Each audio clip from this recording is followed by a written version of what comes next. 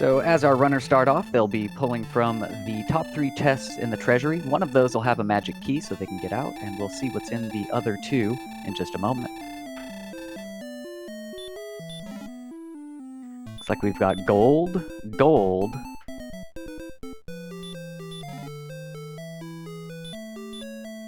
and of course the magic key.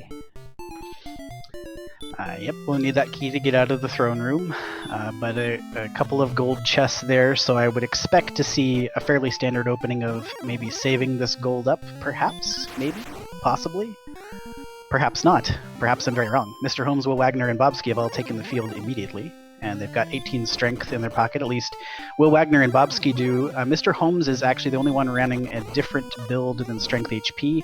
All of our other racers are on strength HP, but Mr. Holmes has opted for agility MP, which is something that you will probably only see in this flag set, because your ultimate goal is to beat that spike tile in Charlotte Castle, not the Dragon Lord himself.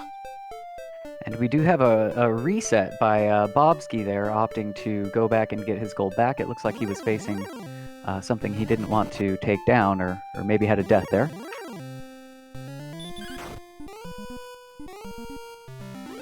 And a reset on Chitin. Yeah, Will did reach level 2. He's taken out a couple of early enemies, again, some high strength, so you can get some work done there, but he's looking for somewhere to go. Looks like 1 agility, 3 hit points, a 6 magic point level there for Will on level 2. Of course, the level ups will differ somewhat when it comes to Mr. Holmes, since he's using a different build today. Meanwhile, Bobski's looking to take out this Magidrake here. Should get him the level and then some. Oh, but he goes down.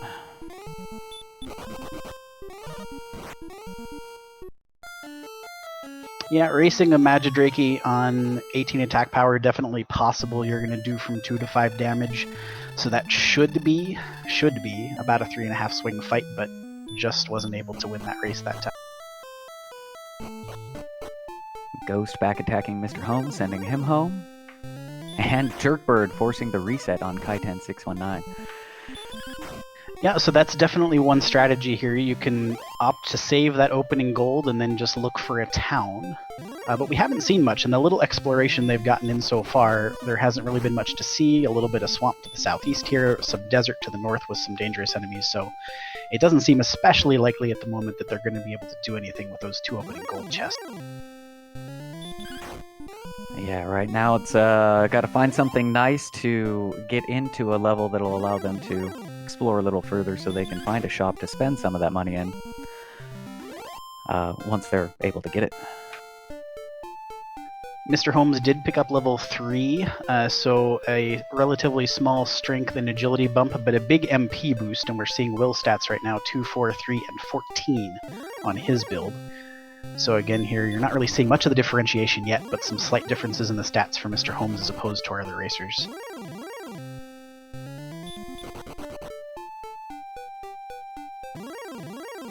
Holmes actually to 4 now, 4 power, 8 speed, 2 hit points, and 17 magic points. Still no spells on level 4. Will Wagner music venturing a little further north and get sent home by a, was that a Magi Wyvern? I think, I could be wrong, was there a town just sort of on the very northern edge of his screen there as he was heading north? That might have been coastline that I just missaw as that happened, but something to keep an eye out for. Yeah, I didn't catch it. Maybe somebody in chat saw something there.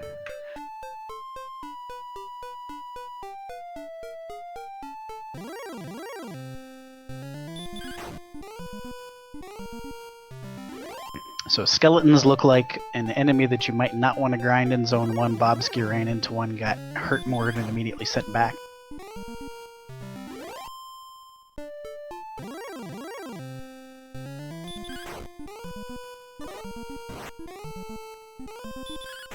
The HP looks fairly laggardly here in the early going. Will only has 18 on level 3. Mr. Holmes will have actually a slight bump to his HP in the early going on account of his build. Those opposite stats actually start a little bit higher in terms of both strength and HP for Mr. Holmes, but yeah, not great HP so far. Yeah, and that right now is kind of a limiting factor without any healing spells. They just really can't poke out too far. There are some, monsters. Even if they're only taking 4 or 5 hit points out, it slowly erodes you away. So without a big HP boost or some sort of healing, we'll probably be staying close to home. And definitely. Mr. Holmes has reached level 5. 10 power, 1 speed, 2 hit points, 7 magic points. No help in the HP department, but did pick up the spell of Hurt as well, so that should open up several more efficient grind options, possibly. It's at least going to be slightly better than attacking some Zone 1 enemies if it comes to it, but with that low HP, it's tough to race things even with the Hurt spell. Absolutely, but like the Scorpion should be no problem. Yep, Hurt of course does 9 to 16 damage, and on most of these, well actually any of those enemies that it could possibly be in Zone 0 or Zone 1, it's always going to connect. They don't have any hurt resistance, so you stand a reasonable shot of getting rid of a Scorpion, which only has a possible 13 maximum HP with 1 shot of Hurt. That level breaking Holmes away. He's able to just kind of start taking out monsters much more rapidly and efficiently now, so we should be seeing level 6 from him shortly. Yeah, we are. One of the flags today, we have had some different experience settings in the first 3 weeks, but today we're on the just merely fast experience setting, so level 6 will be inbound at 165 experience points total. Will also on level 5, Bobski on level 4, and it looks like these foothills sets to the northeast of Tantagel has turned out to be the preferred grind area for everybody on stream. Yeah, they've all found the special secret sauce of at least the early levels, so hopefully they'll be able to break loose and we'll get to see a little bit more of this terrain. Right now, it kind of looks like they have a choice of all 4 directions to go, so it'll be interesting to see how they start to branch out as they reach a little bit more safe level to do some exploring. Yeah, whenever Tantagel is at the center of the wheel, as it were, the starting castle, then it's always interesting to see what factor exploration luck might play in any given seed, because you really can kind of go any direction, and depending on which direction you choose, you could end up in much better position. Mr. Holmes does pick up level 6 here, 8 power, 3 speed, 4 hit points. I believe that was 5 magic points, and still no spells, so the Hurt spell alone on level 6. And Bobski needs some resources, so he's going to take a couple steps into the swamp and get them the expressway. Yes, the Poor Man's Inn, or Death Warp as we call it in the speedrun community.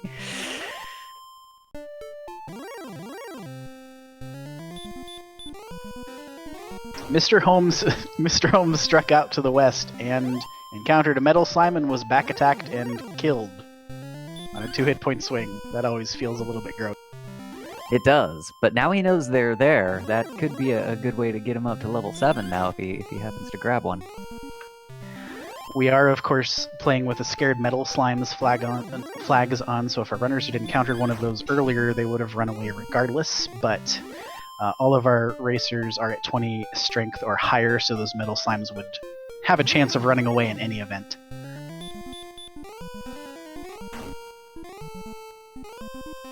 Looks like Will Wagner's gone off to, is that the desert to the north, I think, where he was poking out before.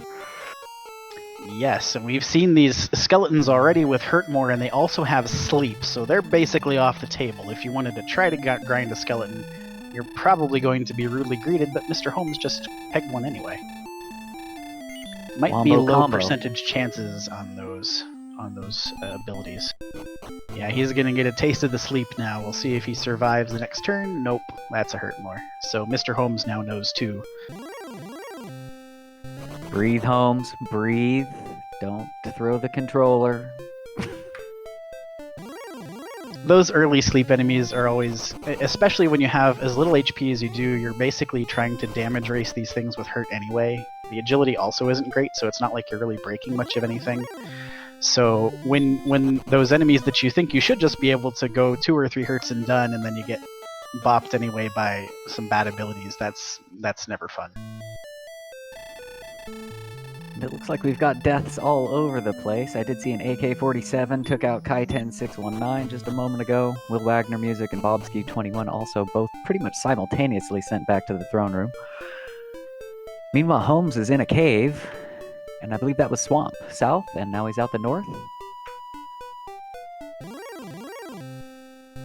I'm actually not sure. I think it might was have the been tablet. Yeah, I think he noped out a tablet. Yeah. Oh, for some reason I thought he cast an outside, but he doesn't have outside. Yeah, still level 6 and only the hurt spell. So if you were hoping for Mr. Holmes, of course, running the MP build here, it's not been very useful so far, but that, of course, can turn on a dime if you happen to pick up heal more, hurt more, much more spell of greater utility. Hey, unlimited hurts, ain't nothing wrong with that. You know, if you've got 27 casts of hurts, I don't know what else you could ask for.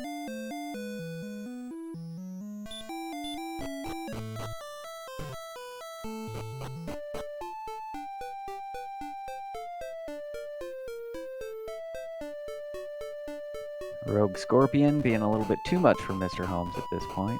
He's going home. Meanwhile, Will Wagner Music's found a swamp to the southwest of Tantagel. Ooh, Metal Scorpion 2. If there are Metal Scorpions in the zone and they're casting stop spells, so that can be a little dangerous, of course. They can't really do any damage. They can do a little bit of damage to a Metal Scorpion on their current attack power, probably about 3 to 7, I'd say. But the hurt spell can take those out sometimes in one shot, so if you can sit and grind Metal Scorpions, that's not terrible. Yeah, they give a pretty decent amount of experience for as they're not a huge HP enemy, so they're pretty grindable. They're a happy thing to see at these kind of low starting to get to levels. Drakema, not bad either.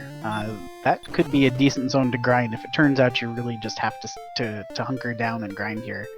The HP, of course, does not suit taking much of anything more dangerous than those kinds of enemies.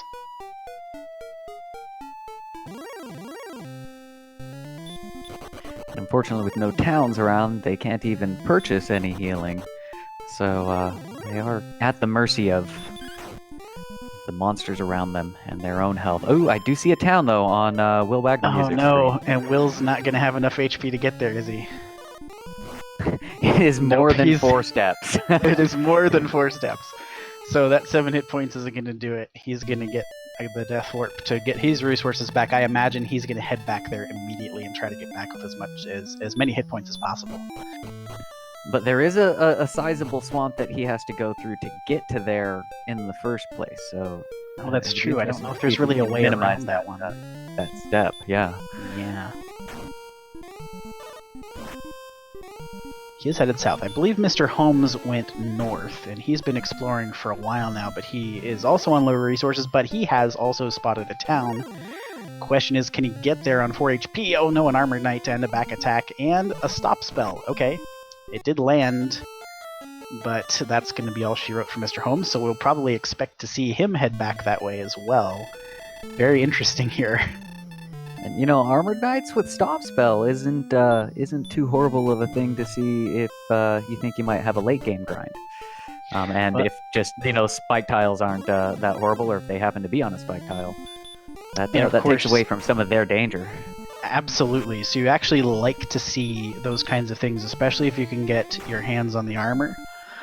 Because that would, of course, negate the stop spell entirely, or even the spell of stop spell could help with that. And since our primary goal here is going to be to rescue the princess and take her down to Charlock, we've got those 2 spike tiles to worry about, both the Charlock tile and the tile guarding the princess. So if the Armored Knight is there, that could actually end up being a favorable thing.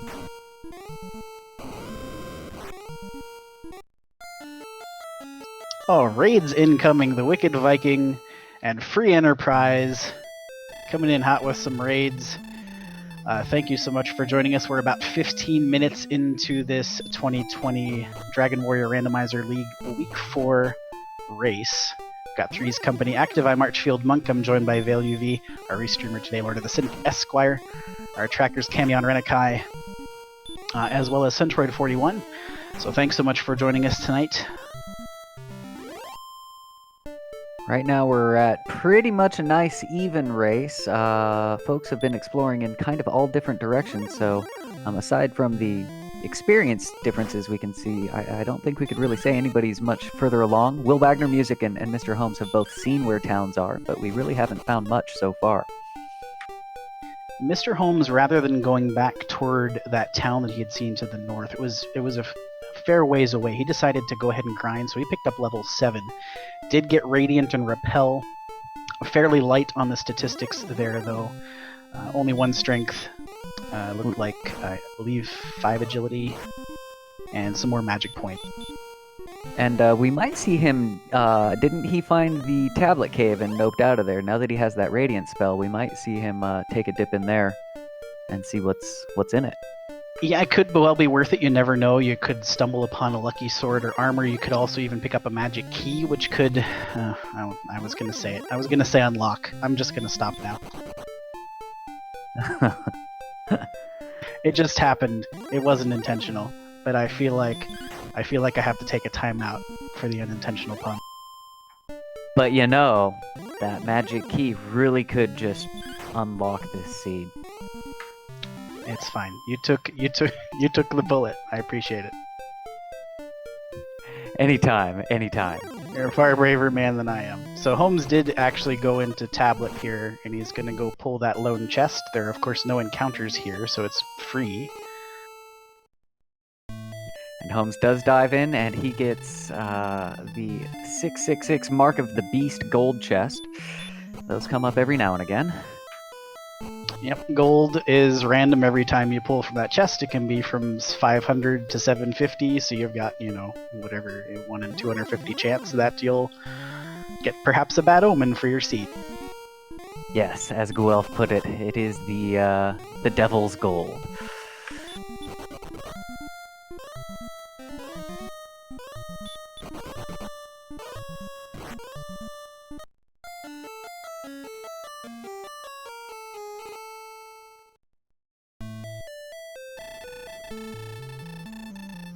And everybody's going home within about 3 seconds of each other.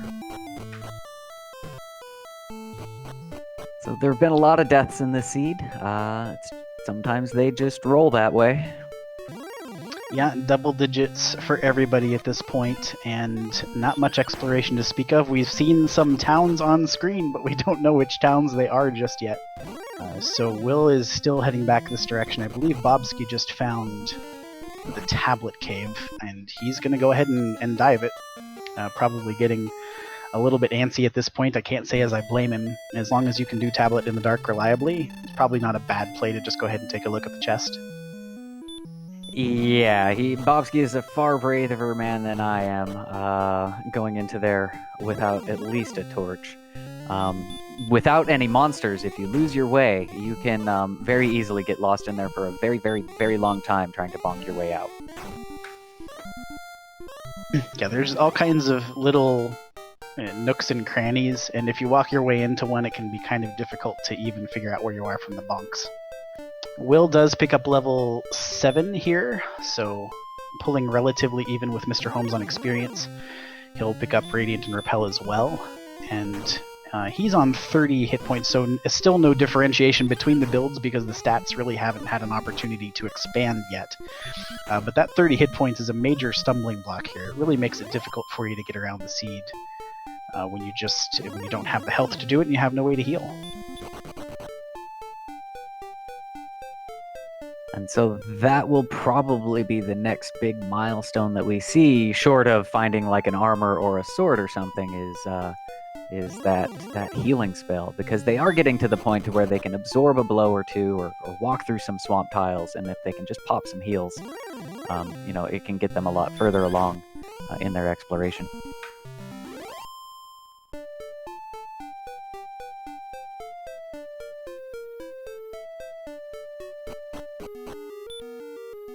Is the heal before heal-more on? Oh, and we have a town. It's Hollywood. It is not. And naturally, yes, that flag is not active for this week, so we can see Healmore at any point. Spell progression itself is randomized. Of course, you can see any spell pop up at any level up to level 16, at which point our racers will be guaranteed to have all the spells, but naturally they'll be hoping that the stats advance far enough that they can beat the game before they have to get there, since they don't actually have to take exam of Dragonlord today. Will's got a cave and a town. The cave is the Staff of Rain Cave, which is immaterial in this seed because Charlock is already open, but the town could be huge. It is Cantlin. So he doesn't have a whole lot of gold to work with, but he got himself a nice stick and probably going to get that leather armor as well. Yeah, not the big stick, that's the little stick, the bamboo pole. It's worth 2 attack power. Kind and of the leather more of a armor splinter, I think. Defense. It's and by comparison, I don't really know how much you want to do with that. But 2 attack power is 2 attack power, and at this point in the seed, I think they'll take anything they can get. Absolutely. Of course, no inn money at this point. With Cantlin having the most expensive inn at 100 gold, it is both luxurious and expensive. Yeah, just look at all that brickwork. That's quite elegant there. I don't even see it. There are no beds displayed in any of the inns in Dragon Warrior 1. I'm assuming you just kind of, lie down on the floor. For 100 gold, that really just does not seem like a good deal. See, and I always just chalked it up to them not having kind of second floors, So I just always assumed it was on the second floor of the stairless inn. Okay, that makes absolutely no sense. My assumptions are all wrong. It's alright. In the hypotheses aside, we're still on pretty equal footing here. Bobsky's got 321 experience, Will 371, Mr. Holmes is now on 430. So really the only thing we've seen is Will knows where a couple of towns are now, but that's really it. And Cantlin, again, because it's going to be difficult to get together some gold. Every time you die, of course, you lose half of your gold.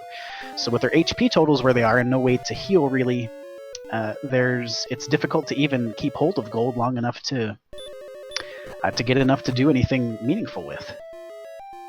However, they do have that, well, they'd need keys first, but there is a gold grind available, so if you can find that key and then a mountain cave or something to get the grind set up.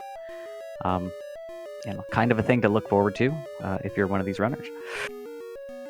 Yeah, they're hoping that they're probably hoping that there's going to be a gold chest in that treasury. We did see 2 in the throne room, so that means a slightly diminished chance that there would be a gold chest available in the treasury, but still, I mean, at this point in the seed, you have to believe that's one of their main objectives, is to get hold of a key and just start checking things so you can figure out exactly what your next play will be. Oh, you're absolutely right. I kind of confused myself. I was conflating what was in the throne room with what was in the treasury, and right, we haven't seen the treasury. Oh, no worries. Happens to me all the time. I'll take down a note while I'm playing a seed even, and then go, oh, wait a minute.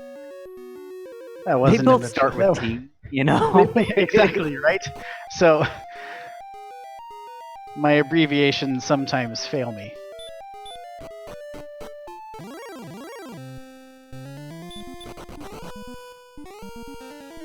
Spectre's a pretty decent enemy. We see Holmes taking one on here. It usually only takes a couple of hurts to take one out, but it does have the sleep. Oh, and it has hurt more too. Sleep you could maybe work with, because Spectres don't hit for a ton, but if they're backing it with hurt more, that's really rough. And with their HP where they are, they can't even on a low roll really expect to survive any hurt more blasts. Yeah, that's the bad thing. If you had some hit points, you could maybe tank some of those spells. They're at least out of the range of being one-shot by a weak breath at this point, but that's the most you can say about it.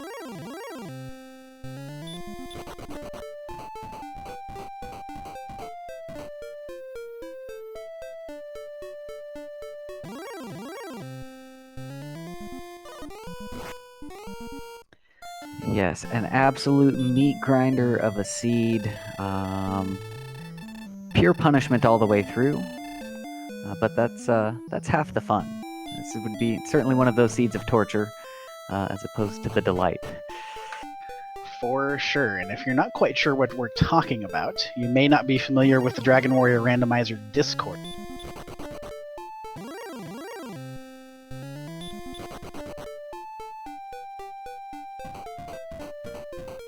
So those are some links we've posted in chat that will let you know a little bit more about the game. You can of course go check out the tournament schedule as well as the current standings. And you can also check out the GWR Discord in the link provided there, as well as lots of other randomizers. So very frequently there will be seeds posted in the Seeds of Torture or Delight channel that you can check out depending on your preferences. This one probably, as Vale pointed out, more likely to be filed under in the Torture cabinet than the Delight cabinet. So our combined death count is rapidly approaching our viewer count, which is kind of a reflection of where we are right now. Yeah, total deaths. We're pushing it up there. It's a race to see whether or not we're going to finish the seed with more deaths or more viewers. Stay tuned to find out. You too can score points. All you have to do is show up.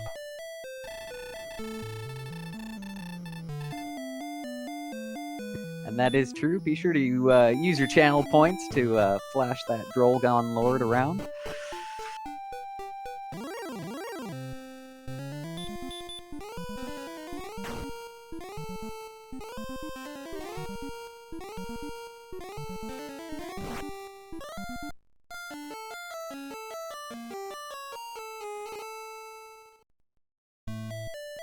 So Will's opted to try to go after some skeletons here. I can't say as I blame him. If you take a pot shot with 2 hurts, you can sometimes just kill a skeleton right then and there. The pickings are kind of slim. So we're in a phase of the grind here where the next level after level 7, and all of our racers are at level 7, is at 600 experience points, so it's a pretty slow climb. Looks like Bobski's opted to do the same. I figure if you're this close to home, it's kind of worth a shot, right? Yeah. Because, I mean, the worst that happens is you get sent back, you get your resources back, you go out and you try it again. Absolutely. And while we're doing that grind, you might want to try to follow our runners, Kaiten619, Mr. Holmes, Will Wagner Music, and Bobski 021, or 021 rather, as well as our fantastic restreamer, Lord of the Synth Esquire, our commentators, Archfield Monk and myself, Velu V, and our tracker, Kaimon Reno Kai and Centroid41. Yes, the terrific Lord of the Synth Esquire. The only member of the Randomania team with a hereditary peerage. The Synth, of course, a small town in Wales. Adjoining a state, of course, it belongs to him, so GG Lord of the Synth. First of his name, Lord Commander of Her Majesty's armies in the south. Breaker of chains. Father of dragons. Who get warred against night after night.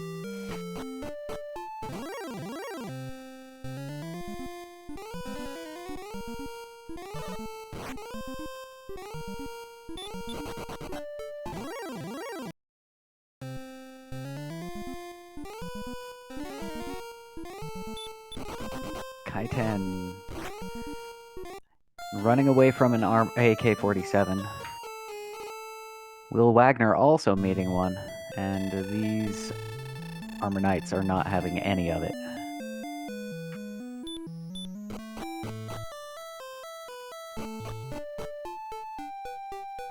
Mr. Holmes has reached level 8, so we'll see if this brings any assistance. 18 power is nice, 1 speed, 1 hit point, 1 magic point, not so much. And the spell of outside, so isn't that lovely? Hey, it means if they happen to stumble upon Swamp South, he can outside out of it and pop right out to the north side. That's kind of cool. That is kind of cool, actually. I sometimes slag outside.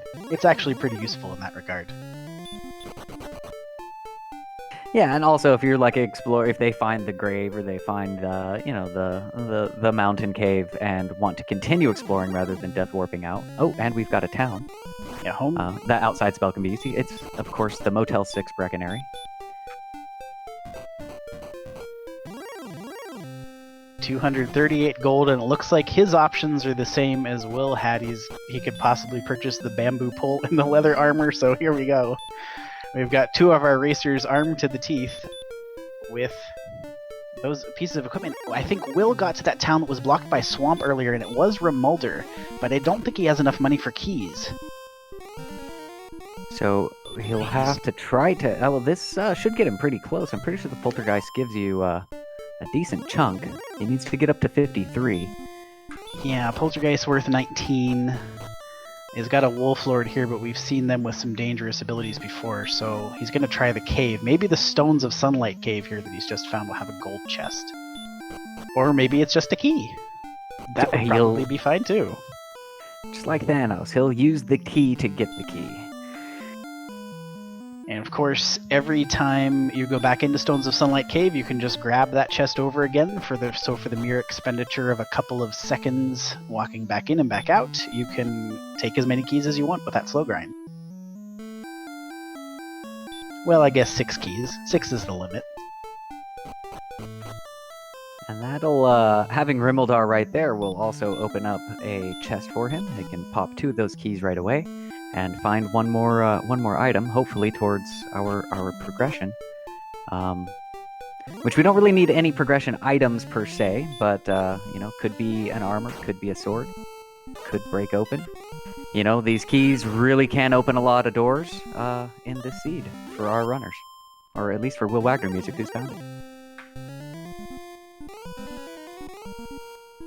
I'll be coming at you with them all night long, folks. So just get ready for more key pops.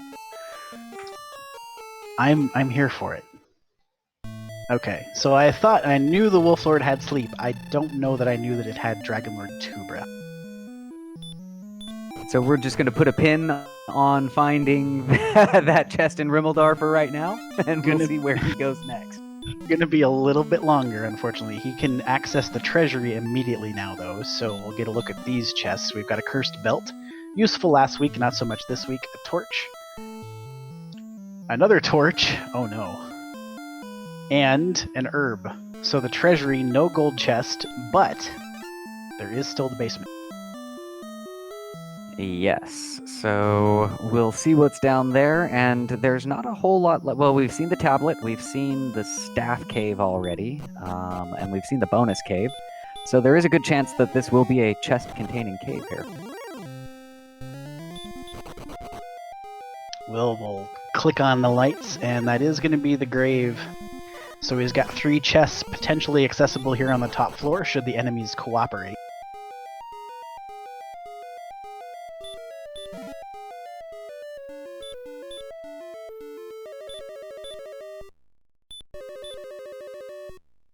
Top 3 of grave, herb. It looked like, actually, is this, he's going to be able to grind some herbs here off this chest and actually use one to heal really quickly. That's a good move. And there is a gold chest here, top 3, so Will's going to try to take this gold, and that outside spell he doesn't have yet because he's only on level 7, so he's going to have to get back out of the grave with that gold intact if he wants to take it to Cantlin. Meanwhile, Mr. Holmes has found the town of Rimuldar, and it looks like he'll purchase the keys. I don't think he checked the cave, so I don't think he knows that there are free keys just around the corner. He'll be glad to find them momentarily, I'm sure. It looks like he only has enough gold for 3 off the top, so we might get a look at the Remulder chest, provided he doesn't get a single tile encounter outside. Nope, he's going to head straight for the cave first.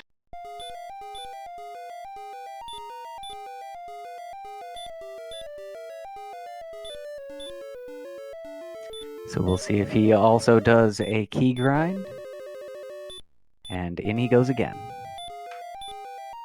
Bobski21 has now found Cave Town, that is Cantlin.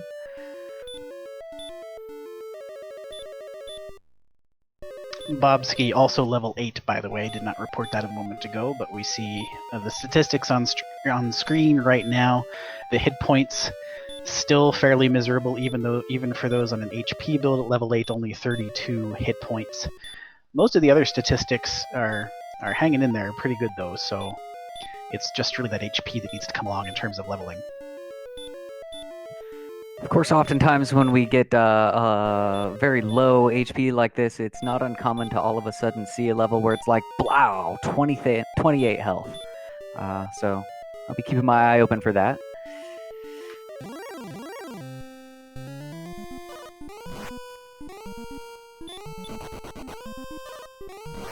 So Bobski nopes immediately out of Hawksness. He's going to just recover his resources, or no, he's going to walk into the swamp here. He does have one herb at his disposal, but Will, it looks like, is going to get blocked by this Magiwyvern, so he doesn't get out of grave with all of his gold, but he still got about 16 grand to his name.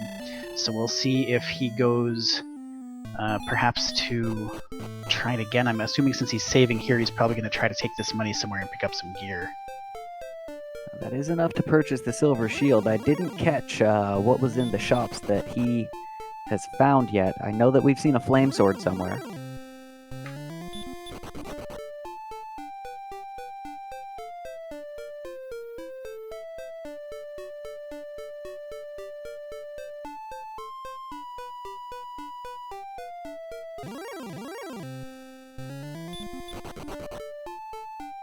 Mr. Holmes is headed into the Tangential basement, where we know he'll find Grave, so we'll see what he opts to do when he discovers the gold chest there. He does have access to the outside spell, being level 8, so he could take his money and run. Just take your money and run with it. Run straight to Cantlin.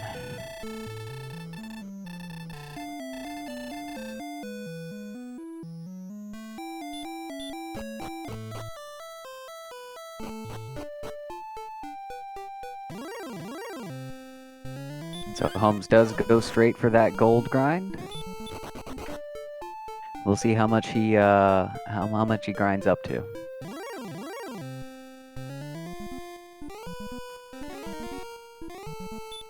I can't. Perhaps you remember, Vale. I don't actually remember off the top of my head whether Mr. Holmes has seen Cantlin yet, so he might only have knowledge of the Remalder and Breckenary shops at this point. I don't think he has. I'm pretty sure the only folks that have seen Cantlin so far are Will Wagner Music, and I believe Bobski has seen it. And I don't think Kaiten has been there quite yet either.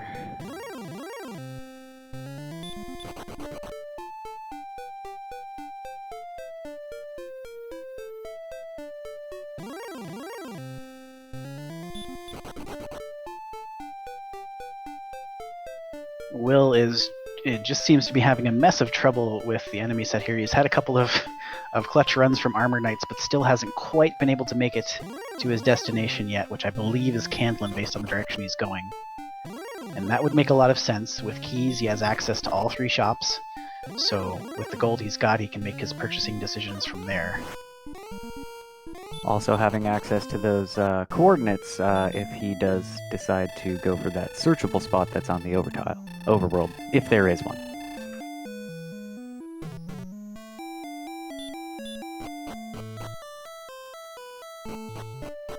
Yep, there are no quest... sorry, go ahead. Let's say, meanwhile, Mr. Holmes has his 32,000 gold and is, looks like poking up to make a save so that if he gets sniped on the way to his store, he can do a reset and get his money back. The Bank of Lorik. It's federally insured. You got it before I did. +1 to value.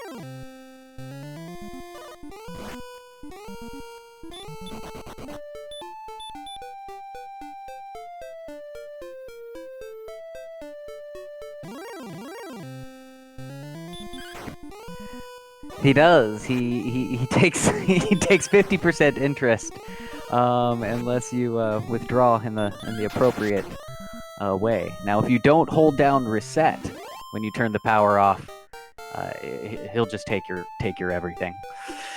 But you can't say he didn't warn you. No, it's always in that fine print. But I mean, who reads that before clicking yes?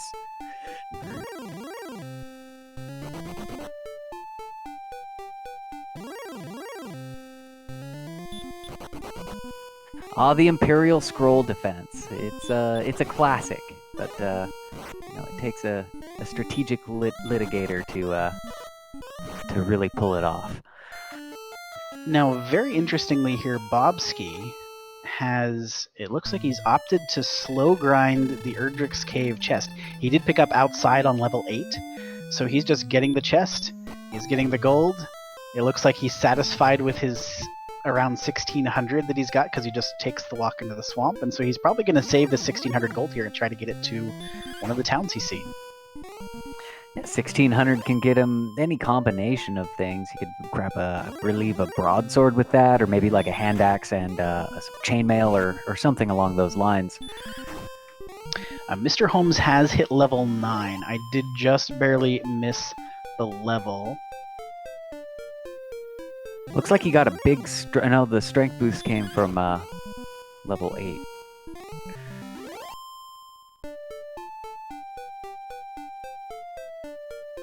But I think there might have been a chunk of HP there, just as the level disappeared from the screen. I thought maybe I saw... Oh yes, and he does have 51 maximum HP now.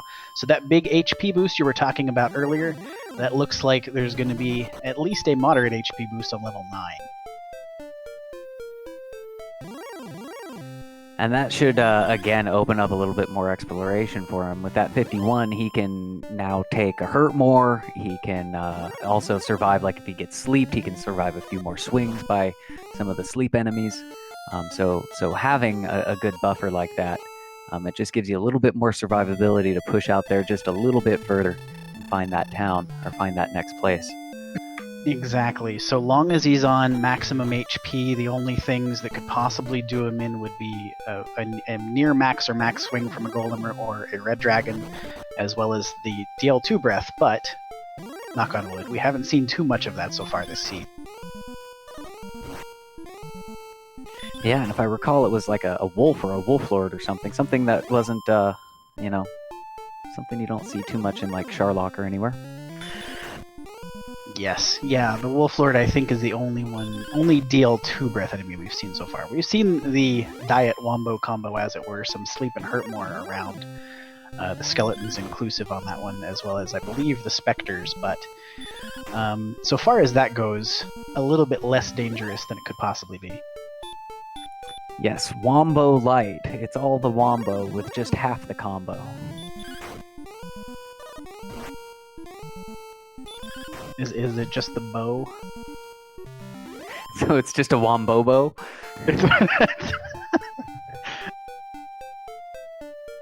Boy, I hope that term sticks. You heard it here first, folks. We've got the Wombobo. Trademarked. Will picking up level 9, so he's got his Heal More spell now as well, and I'm sure is extremely pleased to see. He did abandon his gold that he had stored up, but he's still got close to 4,500 at his disposal, and he's going to try to take this Metal Slime here, which I think he's landed a couple of hits on already. Yeah, I believe it's 2 down, so if he can land one more, he should have it. Nope, it noped its way out, and now Mr. Holmes does get one. Whew. That was a little rope-a-dope there. We were all focused on the one thing and didn't even see it. Yeah, until it smacked us right in the face with 25 or 255 XP. Yeah, all of a sudden I looked up and saw the 255 and went, well, okay. I didn't see if that was a crit or not, but it didn't appear to be a protracted fight. And just like that, Mr. Holmes is very rapidly closing in on level 10. He's just about 50 experience points shy. Meanwhile, Jerkbird sends Will Wagner home. Speaking of jerks, the Rainbow Drop Cave located by Mr. Holmes, but of course we've got open Charlock in this flag set, so none of the quest items are required, nor will they in fact even be available in the seed. They're missing completely. So no need to know where the Rainbow Drop Cave is. You can just cross that off your list and continue on your exploration. That looks like it's what Holmes is doing, and he's going to pick up level 10 off this Droll Magi. 4 power, 10 speed, 8 hit points, 16 magic points. It's a pretty nice little level there. Good gains in pretty much all the stats as we push closer and closer to hoping to be able to dive into that swamp cave and then into Sharlock. Of course, I don't think we've seen either of those places yet. But it always feels good when you're getting close. And I've checked. I've seen most of the map. You have to be closing in on it sometime. So knowing that you have the stats to end the game when you're getting close to finding the end game stuff is always kind of a good feeling, or at least that you're approaching them.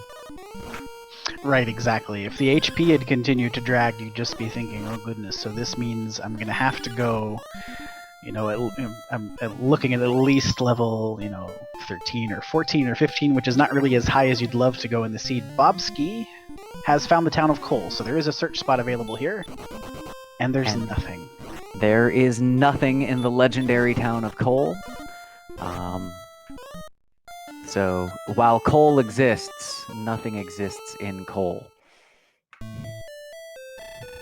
He does have the weapon shop here. He did manage to hang on to that 1600 gold he'd grinded the slow way through Erdrick's cave, so he is going to pick up a broadsword here. That's worth 20 attack power, so that'll be a nice boost for Bobski. He had a little bit of a decision to make. I think he was contemplating at least that large shield in some combination with some other stuff, but went with the broadsword, probably a good decision.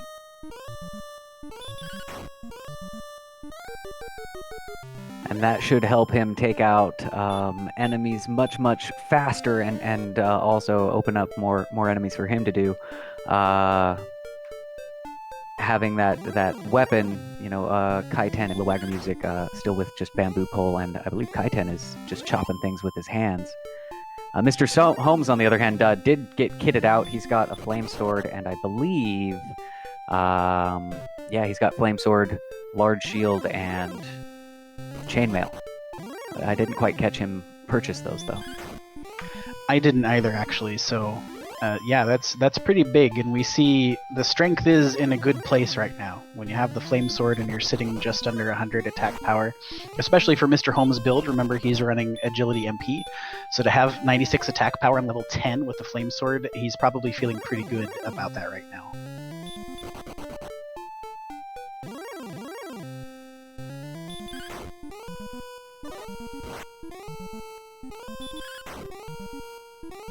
Mr. Holmes with the experience lead, just under 1900 experience. Will Wagner music at 1220, not too far behind. And then Bobski Kaiten in the, I believe, 600 700 realm have a little bit of catching up to do. Yeah, with the acquisition of that broadsword, hopefully things, for Bobski's sake, will start picking up a little bit. He is camped out in this zone of foothills. To the south of Tantagel, again, it looks like the Warlocks are his preferred target, and you can one-hit those a good bit of the time on 88 attack power. Probably better than 70% of the time, I think. So, not a bad choice.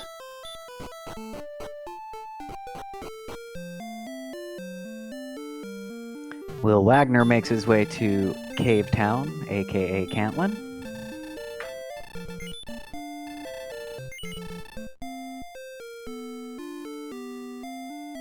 Also opting for a broadsword. So all of our bamboo poles are gone now. It was nice while it lasted. And he will be checking the coordinates.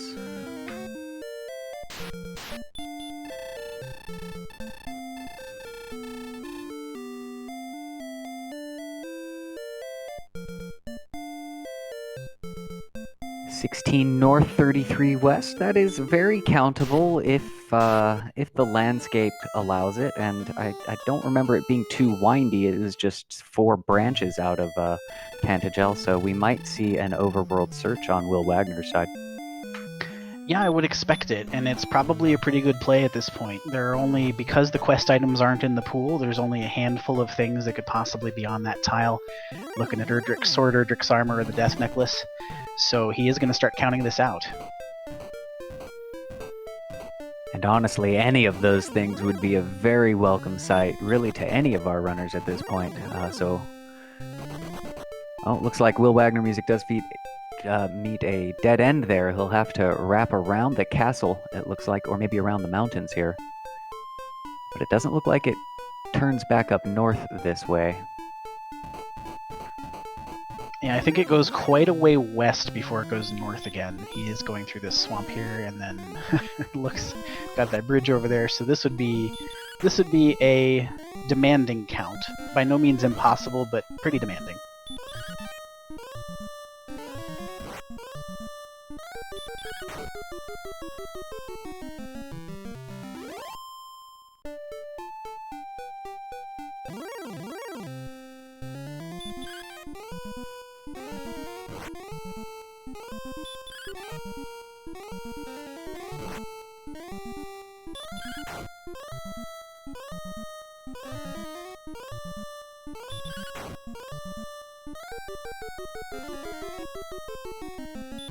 Mr. Holmes does have level 11 to his account now, and on that agility MP build, he's got pretty good stats.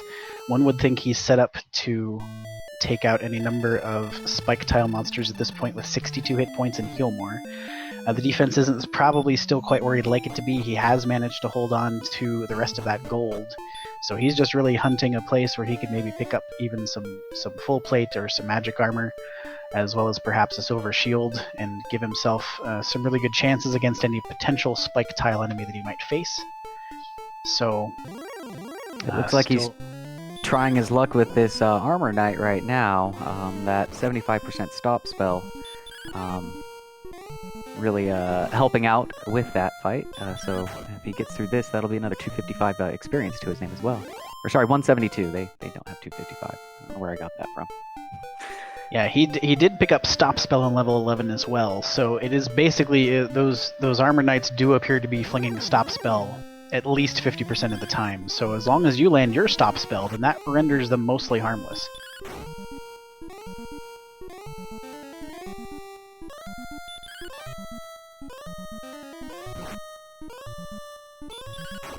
Demon Knights with hurt aren't that bad either.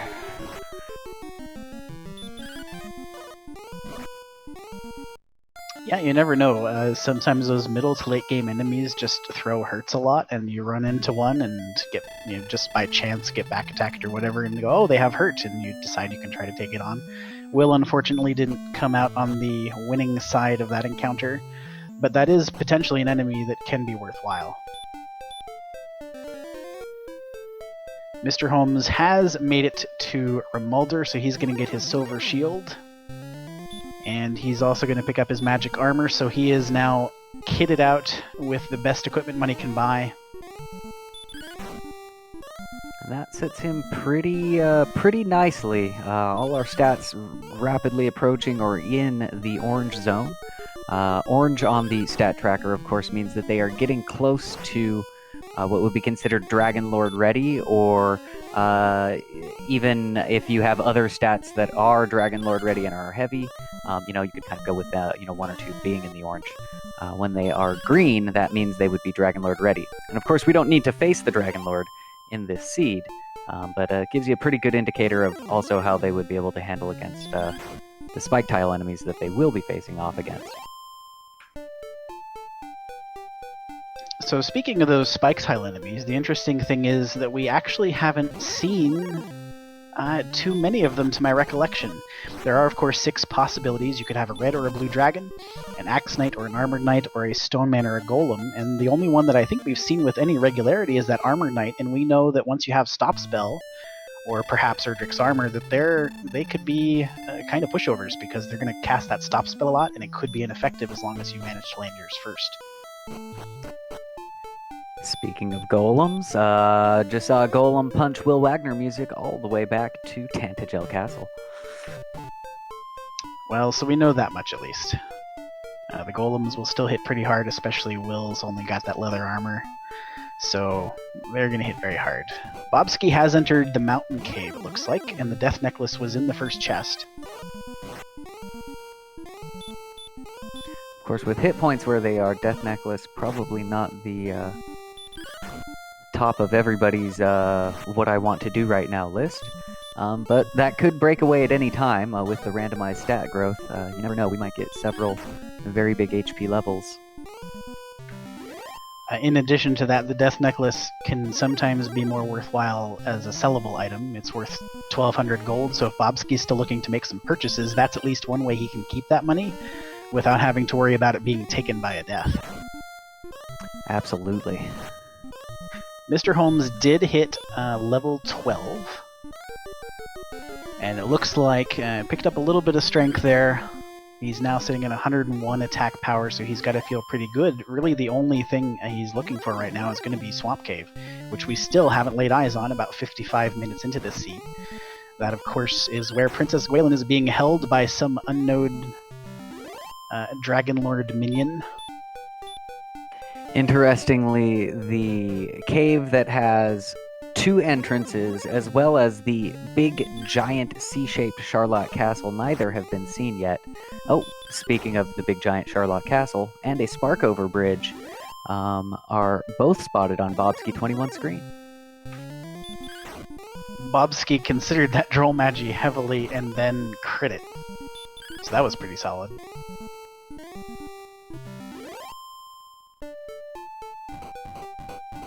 And I believe Will is just taking out this Demon Knight. He's only about 20 experience points away from his next level, which will be level 11.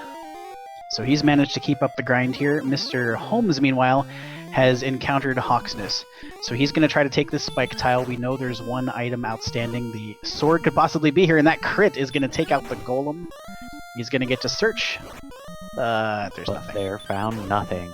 Meanwhile, Will Wagner Music has found the Swamp Cave. I believe he just entered Swamp South, and Bobski 21 did in fact validate the seed.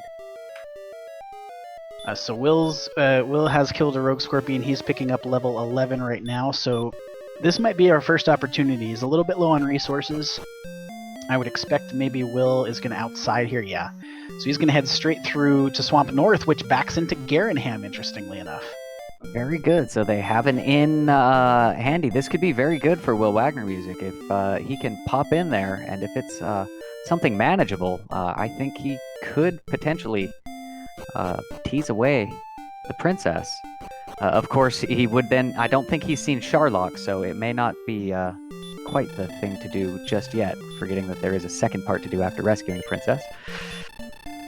Yeah, it's still interesting to think that there's so much disparate exploration that has happened here.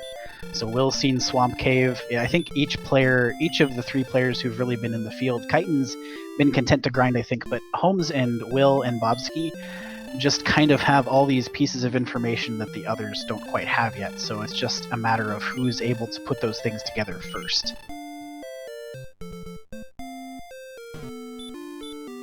Valletta from chat asking about the 49 deaths, and yes, it has been a meat grinder of a seed.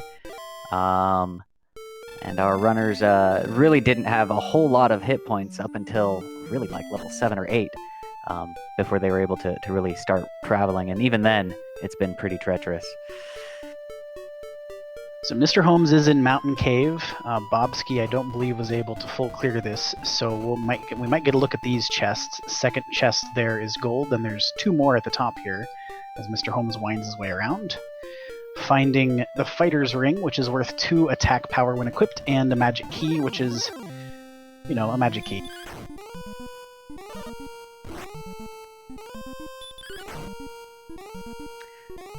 Of course, the magic key opening up any door in the game, as well as the key to all of our hearts, Gwaelin's cell, which is part of our winning conditions. What our runners need to do to beat this seed with this flag set, which is Three's Company, is to collect the princess from the Swamp Cave and then walk her straight to the Dragon Lord in Charlotte Castle, where you make an agreement to rule the kingdom as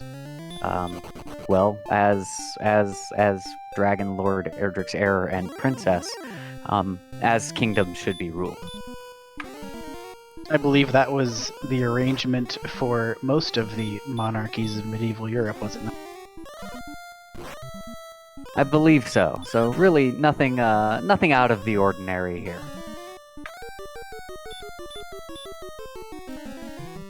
So the mountain cave proved to be mostly a bust. Did get the fighter's ring out of there. Mr. Holmes did, and he's going to continue exploring.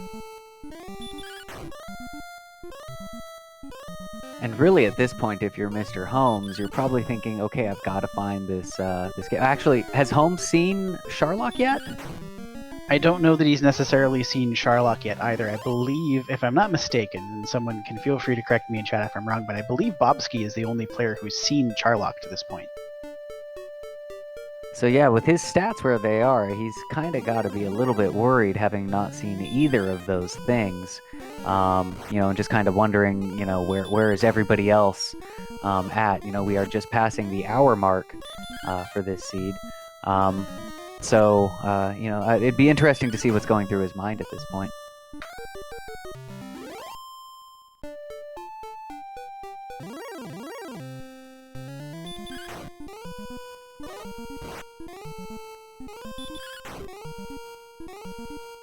Holmes is going to pick up level 13 here very shortly. He's just about... I'm not even going to bother to do the math on that, but it's 4125 to the next level, so he's going to get it if he takes this Star Wyvern, and he does have the Spell of Hurtmore, so this should be relatively trivial. I don't think I noted that at the time, but that was picked up on level 12. So really, all of the potential spike tile enemies, 11 more hit points for Holmes there. The potential spike tile enemies and many of the Charlock enemies are relatively trivial for Mr. Holmes at this point, but we still haven't seen the armor, and I'm trying to think. I believe the only chests in the overworld that we haven't seen yet are the bottom two of Grave now. Is that correct? We haven't seen the bottom two of Grave, and we haven't seen the overworld search spot, which, as Will with Agner was pacing out, seemed to be a very difficult count to make.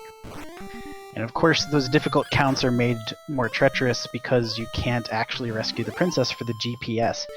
I was thinking about this morning, though. You could, if it really came down to it, and it turned out Charlock was just too awful and you wanted to make a play for the armor, you could always save your game, rescue the princess, return her for the GPS, use it to find the search spot, and then once you know where the search spot is, you can just reset and go back. But that would require a certain level of desperation, and I don't think we're quite there in this seed. But we'll see what happens. Well, and to be honest, if you're that hard up to get the armor, it might even just be faster to go beat the Dragon Lord than to go rescue the princess again and take her down. Entirely possible. You could go grind something to level 25 or something so you can just tank some DL2 breaths and deal 30 damage a swing and get out of there. Very involved. I totally forgot. Without the armor, you're hitting Dragon 2 breaths. Yep. No, all of my plans. See, this is why I'm not racing until Friday, so that I can work all these kinks out of my strategy. Well, this is good. We're talking it out right now. I'm going tomorrow, so I have much less time to prepare myself. So this is very useful for me specifically. Note to self: don't fight Dragon Lord without the armor. I'm writing it down right now. Put the sticky on the monitor. We're good. So Will has picked up level 12 as well. Hi, CD. We'll talk about tomorrow's matchups as we approach the end of this seed, but that could be a little ways off yet, depending on how exploration goes. As we're about an hour in, actually over an hour into this one, and we've still got a bit of exploration to do for all of our racers. This one's still kind of wide open depending on how that plays out, but certainly you would give an edge to Mr. Holmes right here because of his current equipment and those advantages, but I believe Will is now diving bottom two of Grave. Yeah, so it'll be interesting to see what's in there. Either the sword or the... Well, no, the sword could be in Sherlock. right? But the armor very well could be in there. Yeah, either item possibly in the grave at this point. 2 chests available toward the bottom. Will is a little bit low on resources, so it'll be interesting to see how this goes for him. You know, I'm a little bit less familiar with this alpha build of the randomizer. Is the armor also possible to be in Charlock? Can anything be in there, pretty much, except for obviously the things to get in there when you have those flags turned on? Exactly. So, depending on the situation, like right now, as you said, there's no key items, so obviously those couldn't be in Charlock, but literally anything else could be. So the armor or the sword, of course, as usual, the sword could always be in Charlock, but now the armor can be in any of those chests as well. So since we have coordinates, that kind of narrows it down a little bit. We've already found the death necklace, so we know that overworld search spot has to be, it's a coin flip chance whether it's going to be sword or armor there. So one of the other two either has to be in these bottom 2 grave chests or in Charlock Castle itself, which could prove an obstacle, particularly if it's the armor, because of all of the implications of that. You've got the barrier tiles on top floor, as well as having to get through all of the... you've got 8 floors to get through without the armor. That can be very strenuous, even if you have a lot of resources. So depending on the enemy set, that can make a huge difference. Very interesting indeed. So, very waiting with bated breath for Will Wagner Music to dispatch this Armor Knight, so we can see what's down here and what implications does that have for the rest of our seed.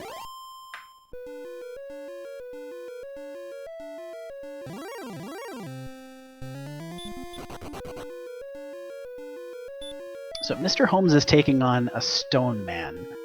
And I can't imagine he'd be doing this unless this was the Swamp Spike. I didn't actually see him enter Swamp Cave, unfortunately, so maybe somebody would have an idea. But this Stone Man does appear to have Heal and Hurt more.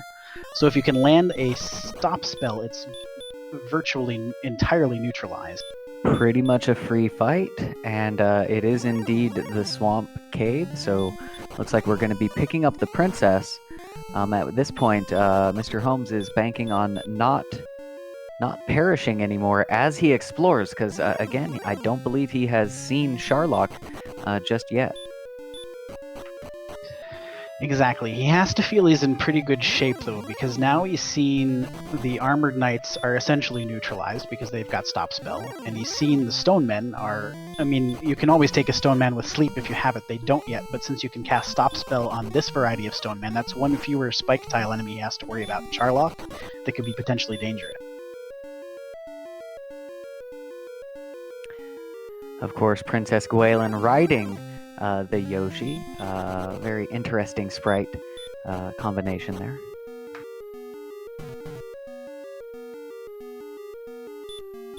Gwaelin riding in style.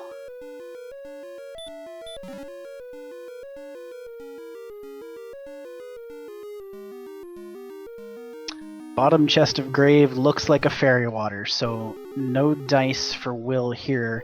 So that means for sure at least one of the sword, well, I guess one of the sword or the armor is going to be in Charlock, and the other will be on that overworld search spot.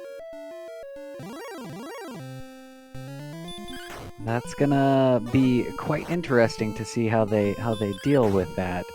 Particularly having to pretty much be forced into diving into Charlock without that armor, as you mentioned, with the barrier tiles going down there. There are, that's going to immediately take away a heal more or two, drastically reducing the resources that they have to dive down, even with that magic armor that Holmes has.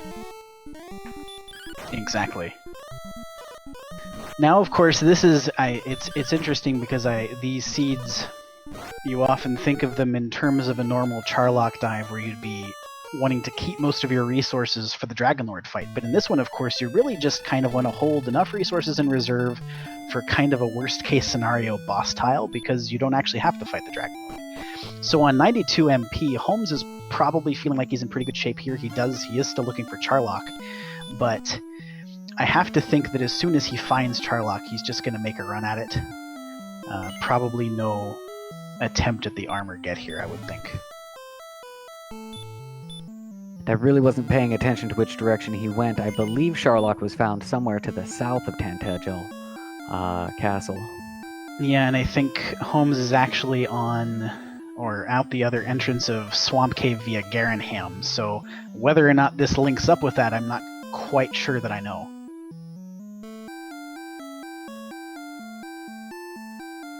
Yes, the Swamp Cave could release you to a whole nother continent. Other times, the map is set such that it's just one giant supercontinent where everything kind of links together.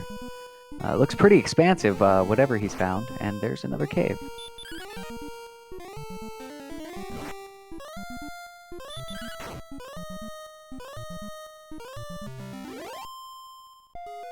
Guelph35 from chat informing us that it is in fact one single continent, and that Will Wagner Music had walked back from Garanham.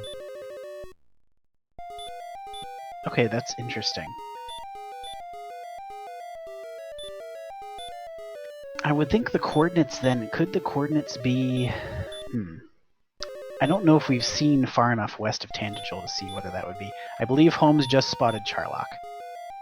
So I interrupted myself mid-thought there. So I think he's going to go hidden in, if I had to guess, and make his dive. Yeah, it looks like he's not comfortable going down there with just the 60 magic. He knows that he doesn't have the armor, and he is going to need those resources to make this dive through this very, very deep castle. Yep, in some of our previous weeks we've been playing with the short Charlock flags, which means you just stroll right into the final basement of Charlock, but not this week. You have to get through all 8 floors. That can be a very daunting task at times. As Holmes picks up level 14, incidentally, 8 power, 16 speed. That's actually huge, because what that'll do, it's going to bump him up to, I believe, 88 defense. So he's going to be breaking a couple of additional enemies in Charlock, which means he can repel them, because we're working with a Repel in Dungeons flag. And that is going to make a huge difference in the dive. It'll be interesting if any of our other runners get there earlier and try to attempt it at 13, just to compare how those dives go. Yes, so he does indeed have 88 defense points, which means that he's now breaking the Werewolf, Star Wyvern, and Wizard, as well as the Green Dragon. So that takes 4 of the potential Charlock enemies out of the pool entirely, provided he's repelling inside the dungeon. And we know that the Stone Men and the Armored Knights are relatively harmless, or at least as harmless as they might be, being what they are. So that's really interesting. And of course, with the aid of that Hurt More spell, dispatching the Armor Knight post-haste.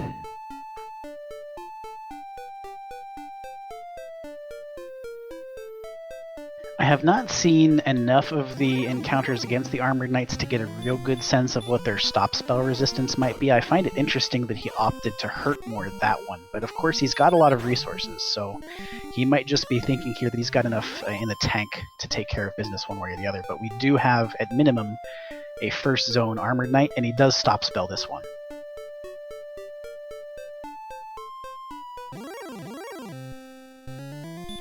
And so Mr. Holmes, the first of our runners to make it into Charlock to try to make a stab at completing the trio and completing our seat.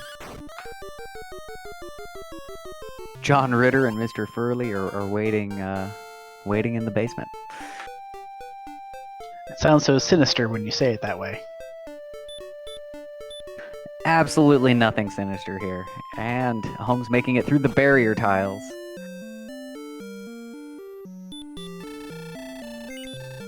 Yep, he's going to count that out, maximize his heal mores here. Each barrier tile takes off 15 hit points.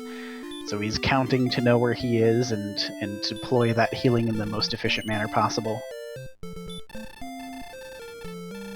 That's another thing where Go ahead.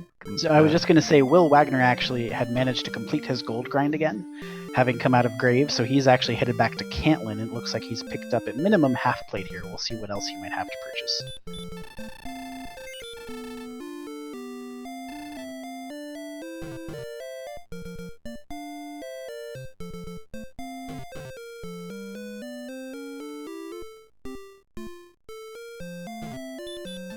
Meanwhile, Holmes running away from a stone man and not seeing too many encounters, as you said, repelling most of the monsters that can even be in here. Meanwhile, we meet the fun police. I believe this is the first red dragon we've seen this speed. They know stop spell. Normally you'd love to see that, but with no armor it's not automatically blocked, but at minimum, if the stop spell doesn't land, that buys you a couple of turns, and it looks like Holmes has opted to go ahead and try to fight these on the way down on 111 attack power. I can't say as I blame him. It feels like a pretty good play to me in order to conserve the most resources possible, but if one of those reds lands a first turn stop spell, that means you can't heal after that, so then you really have no choice but to run.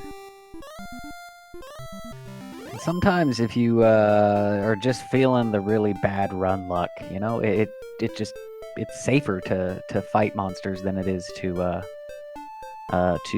potentially fail a run multiple times. Of course, his agility is high enough to where you know he should expect a fairly decent. Oh, but that was DL2 breath from that red dragon as well. That so changes now things. that the stop spell has landed, that feels bad. But he does dust that red dragon, so he's going to get to heal afterward. So Mr. Holmes narrowly escaping a second trip to the swamp cave and continuing his dive into Sharlock.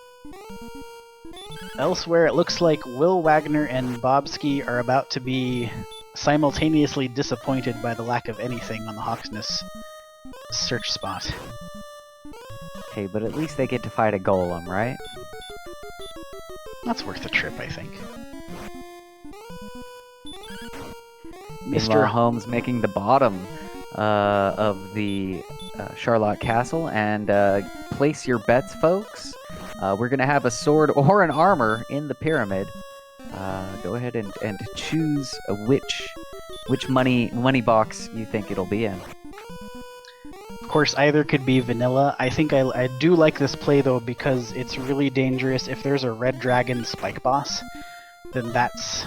I mean, you really want the armor for that if it's here, so this is, I feel, a very good choice by Holmes to make this play.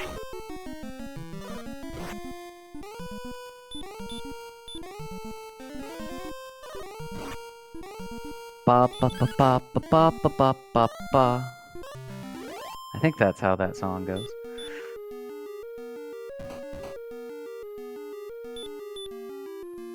Some gold, some wings, and herb. Chances dwindling here. A key, last chest. It's a cursed belt. Oh no. So we're talking the sword and armor are split up between the vanilla sword chest and the overworld search spot.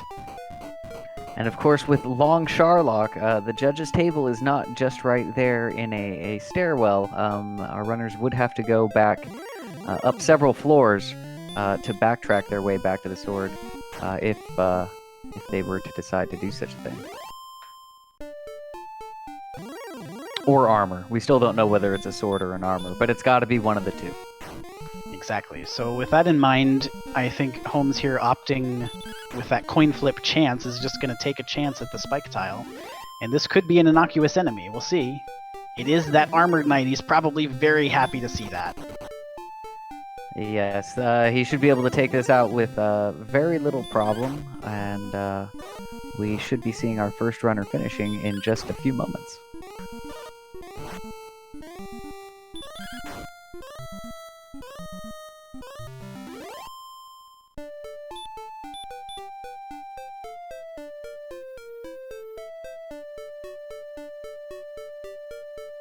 Does have one more encounter to get through. It's another armored knight, and he's gonna unload now. Just the hurt mortars. He's gonna let it rip.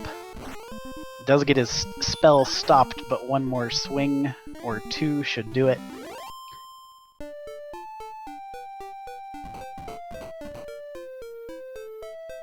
And Mr. Holmes is going to talk to the Dragon Lord and accept his offer.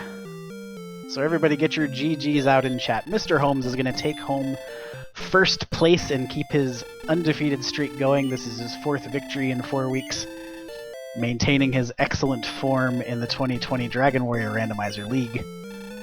Well done, Mr. Holmes.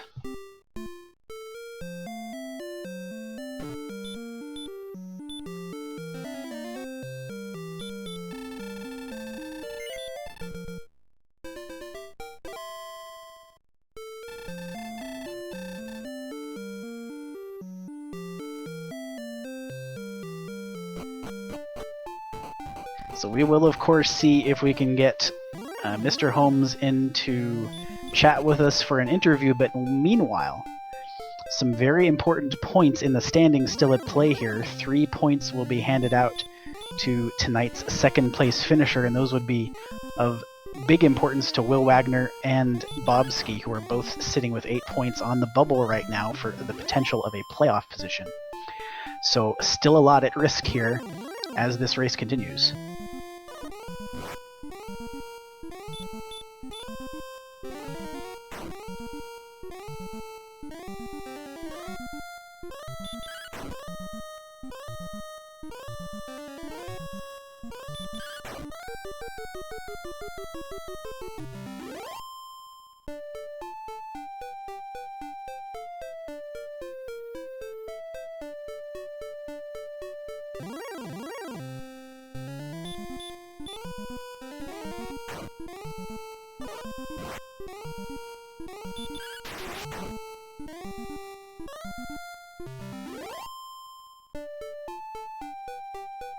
I believe Will is is very close. That werewolf got him within 20 experience points of his next level.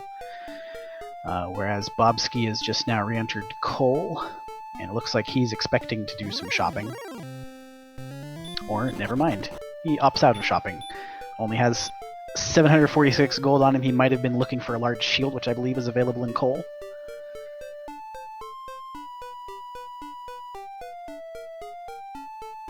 And Will has enough money on him that it looks like he's searching for a flame sword. He was able to purchase a silver shield and magic armor in Cantlin, so he's well equipped defensively, but still using that broadsword.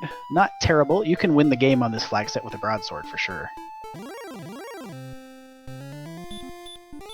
And I do believe we have tonight's winner, Mr. Holmes, in chat with us now. GG, Mr. Holmes. Thanks very much. Sorry, I just needed to put push to talk on, but can you hear me? We can hear you. Absolutely. That's 4 in a row. No, how was the seed for you? I've described it the moments after as like scratching my skin off at the beginning, wanting to explore, but keep getting like smacked down by every possible enemy. But then after that, it was, what did I find? Oh yeah, it was Rimmeldar that just broke open everything. That was the way to go. Yeah, absolutely. All of our runners had a rough start of it. It really wasn't until I think 7 or 8 when you guys had really had enough health to start getting some good exploration on. Yeah, so I'm just trying to think. I saw Breckenary beforehand, and I got like the most minimalistic of gear, like a bamboo pole and leather armor. I was like, I'll take whatever I can get. And then I just started exploring south, and I stumbled my way into Rimmeldar and the Stones of Sunlight Cave. I was like, oh great. And it just so happened you could get a gold grind going immediately. And even though I didn't get the chance to check the shop in Rimmeldar, I'm like, I'm just going to load up. And if I find another town that has magic armor and a silver shield, great. Otherwise, okay, I'll live with it. And so, I mean, I survived with 1 HP a couple times. So, I mean, I was able to just hang on to that money by the skin of my teeth. But then it all worked out, and the Armored Knights were pretty sweet with their majority stop spell and low resistance.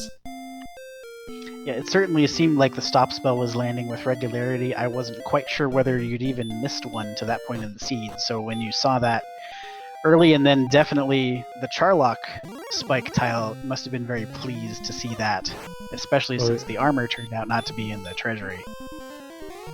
So if the armor was actually in Rimmildar, I'm gonna feel really, really bad.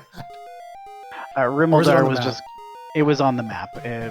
Or I guess it could have also been Vanilla Chest, because those are the only two things we hadn't seen, so the sword and the armor were both still out there, and those were the only two spots that had not yet been explored. Right, and so no one's found the armor yet, is what you're saying? That's what I'm saying, yes. That is correct. And the overworld search, the coordinates seemed like a pretty difficult way to get it. They were to the north of Tantagel, and there was like a kind of a river or a sea that you kind of have to maneuver around. So kind of an uncountable set of coordinates. So pretty much this seed, you're going to be without a sword or an armor, depending on what's in that judge's table. Right, so was it north and west or north and east? It was north and west, 16 north and 33 west, which doesn't sound cumbersome. We've only really seen Will head that direction, and there was just swamp and desert. So we don't know if we have a real good sense of what the terrain is heading that way. Makes me wonder if that's on the second continent or not. I thought perhaps, but I think it turned out that it was actually a single continent, so that even confuses matters slightly more. You're telling me. So maybe you just had to go through that swamp patch west of Start? I'm not sure what that led to. I never ended up going there. I was gonna be a little sad if Charlock ended up like right there. I mean, who knows? Maybe it was, but... Yeah, the way that map winded around, I wouldn't be shocked if it turned out that were the case.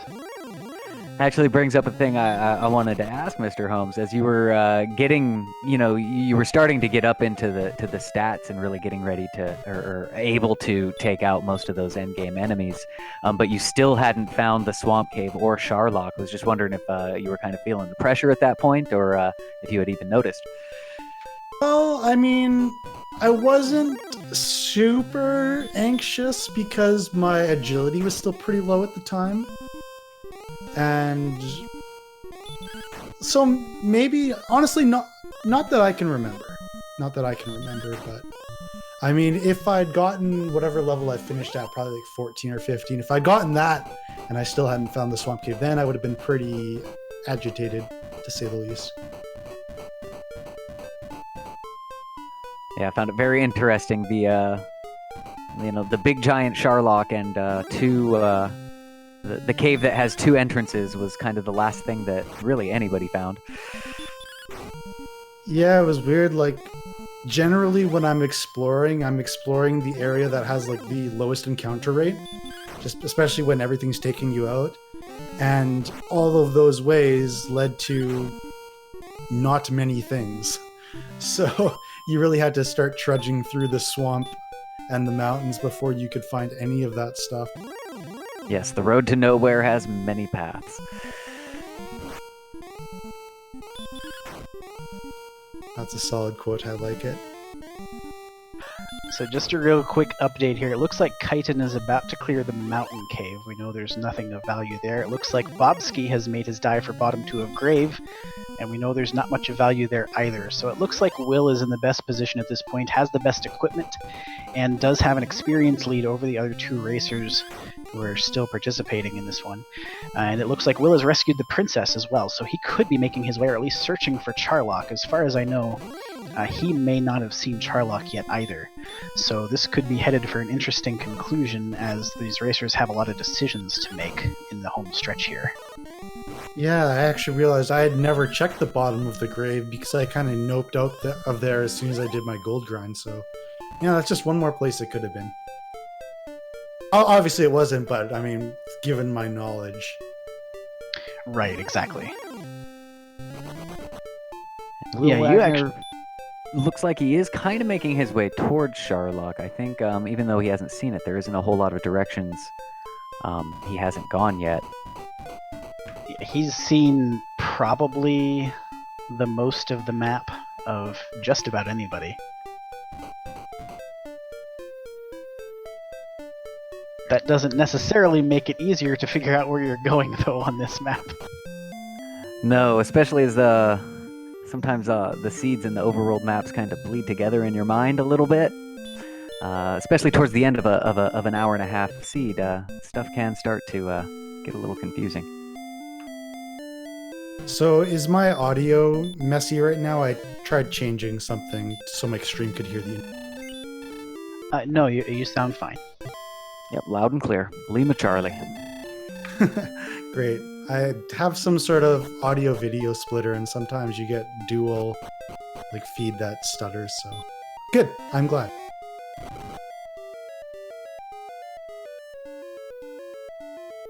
From what my chat was telling me after I finished, it was pretty even up until that branch point around level 7 and 8.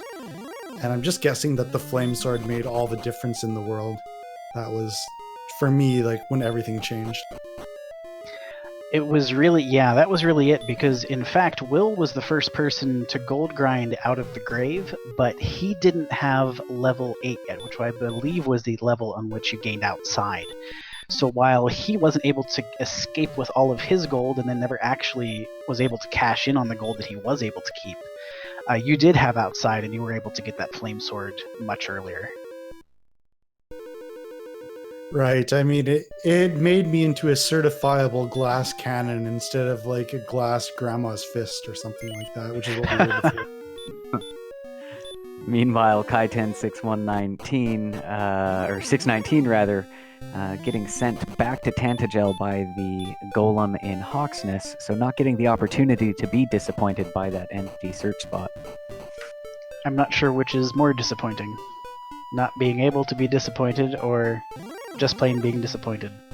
Well, I mean, now he's got that nagging feeling of, okay, what did I miss that's down there? So there is that. What did you guys say the coordinates were again? 16 north, 33 west. Alright, I'm going to try and hunt this down. Okay, everybody, so buckle up. Mr. Holmes is going to go searching for coordinates live on stream. For science. For science. With 33,000 gold. For the endless pursuit of knowledge and great justice.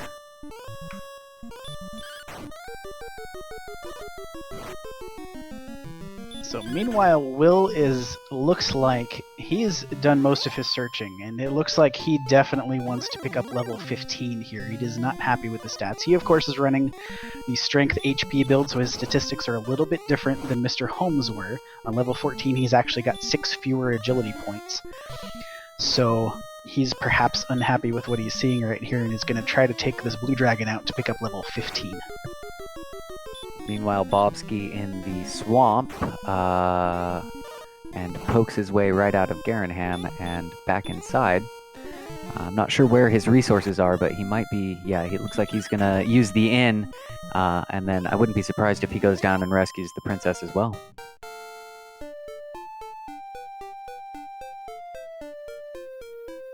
Here comes our first look at level 15. Will is going to pick up 3 response speed, 21 hit points, and 1 magic point. So that's a big HP boost there. He's going to be very happy to see that. Now sitting on 114 with 96 magic points. That gives him 12 heal mores. Lots of resources for Will right now, and he's still got Princess Gwaelin safely secured. So we'll see if he opts to make his Charlock dive, if he knows where Charlock is yet. Yeah, right now, if you're Will Wagner music, you got to be thinking, where is this place? Where have I not searched yet? It's got to be out here somewhere. And it almost looks like he is counting. Maybe trying... Oh, maybe they had to loop around. He's counting. I think he's racing Mr. Holmes for the count right now. So let's see who finds it first. I mean, I may be at level 8 right now.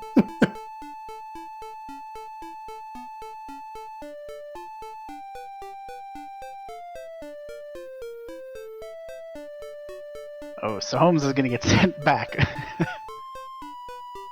So no count on this pass, but it looks like Will perhaps has... I'm not sure. If he picked up a waypoint, he might be trying to continue here. But he did sort of head in a beeline toward the west, so I'm not quite sure what he's decided to do. Yeah, once you start walking kind of fast like that, it looks like he might have lost his count. That certainly happens to me a lot when I try to count, especially when I have to zigzag around, so I could definitely relate to that.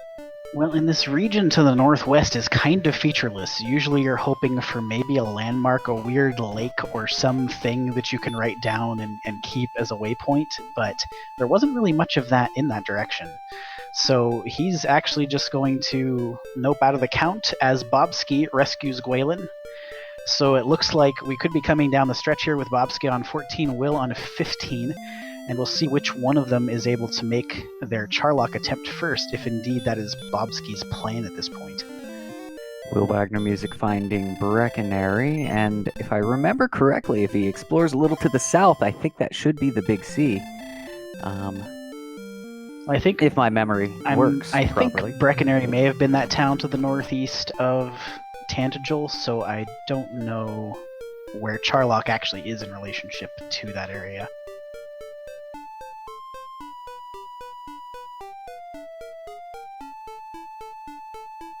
So for those of you just joining us, we're about an hour, 35 minutes into this when Mr. Holmes has won the seed, but he is attempting to count the coordinates as an experiment as we look for what might be Erdrick's armor or Erdrick's sword. Only a couple of possibilities left for each of those big pieces of equipment. But Will and Bobski are both racing here to see who can find Charlock first and perhaps attempt their dive. Still 3 critical points for second place in play here in this seed. And of course, if you like what you're seeing here, you should definitely give a follow to all of our team that's putting this together. We've got our restreamer, Lord of the Synth Esquire, commentary provided by myself, Veluvi, and Archfield Monk. We've got Kaimon, Renokai, and Centroid41 tracking the stats for us. And of course, our runners, Kaiten619, Mr. Holmes, Will Wagner Music, and Bobski021. Oh, it's the flute! We forgot something, Vale. There is a flute. Flutes exist. So that means... So, okay, this is very... I'm actually somewhat confused now. The judges table, and what else haven't... What else? Did they go all the way to the bottom of the grave and get both of the chests there? I was reasonably certain Will went all the way to the bottom. I thought there was a fairy water 5th chest. Well, you know what we have to do now. It's not diving Charlock at level 8, I can tell you that. Oh, and a correction in chat, that's Argluith the Synth is the proper way to say our good Lord and Savior the Synth. I mean, has anyone checked the Rimmeldar chest? That's actually a really good question. Could it be the Rimmeldar chest? Because I know for sure. That'll be sick. I thought for sure that I thought that was gold though. Oh well, no. Remember, Will Wagner Music got sent back before he went there. That's right. And Mr. Holmes didn't check it, and I really don't recall from the other 2 screens. I was trying to, but I got sent back between the Stones of Sunlight cave and Rimmeldar, which is like 10 steps away. And that happened basically to Will as well. He walked outside, got slept and wrecked by one of those wolf lords that was hanging out in that zone. So I think you're right, Vale. I think it's the Rimulder chest. And perhaps our other 2 runners maybe haven't even found Rimulder and that cave. Very interesting. All right, I'm close.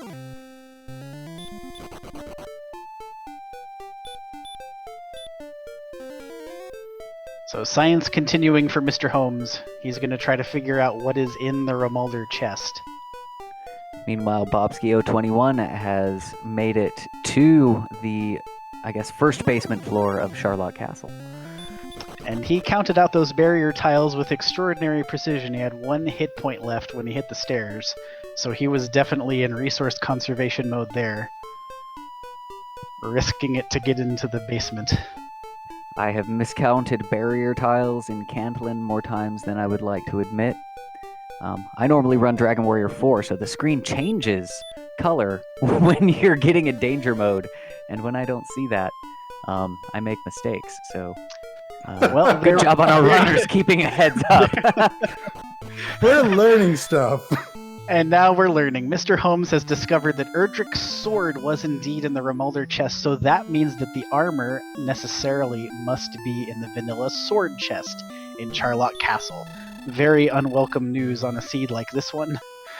But Mr. Holmes was able to get the job done without the armor. We know that the Charlock Spike boss is not really an impediment to finishing the game at this point. So it's just a matter of whether Bobski can make it on this run. And if he can't, then Will might have a window.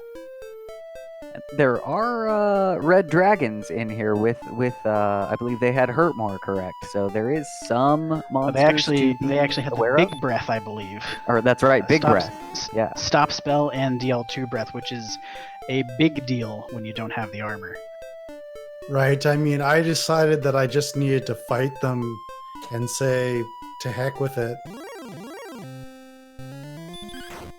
And hope that I could take them out before they stop spelled me and then attack twice. Which frankly I think I got very lucky on, but there's no good decision when it comes to it. Everything makes you feel bad one way or the other. Well, right, exactly, because if you heal more and then they just breath again, then you still can't get your swing in between, and so that's a waste of resources. It's just kind of a catch-22. Yeah, exactly, and they're doing stop spells 75% of the time, so chances are you're not even going to be allowed to heal more. It's just like, okay, you're 45% to run. Hopefully you can run within 3 turns. And if you don't, you're boned. So, I mean, that's... chance of that happening is probably like 80%. So, I mean, if you find enough red dragons, you're going to get one that doesn't let you get away. Exactly. Or at minimum, drain your resources to the point where you can't actually complete the dive. Bobski has, however, made it into Zone 3, that U-shaped room, and now he's got the short passage to traverse before he reaches the final basement.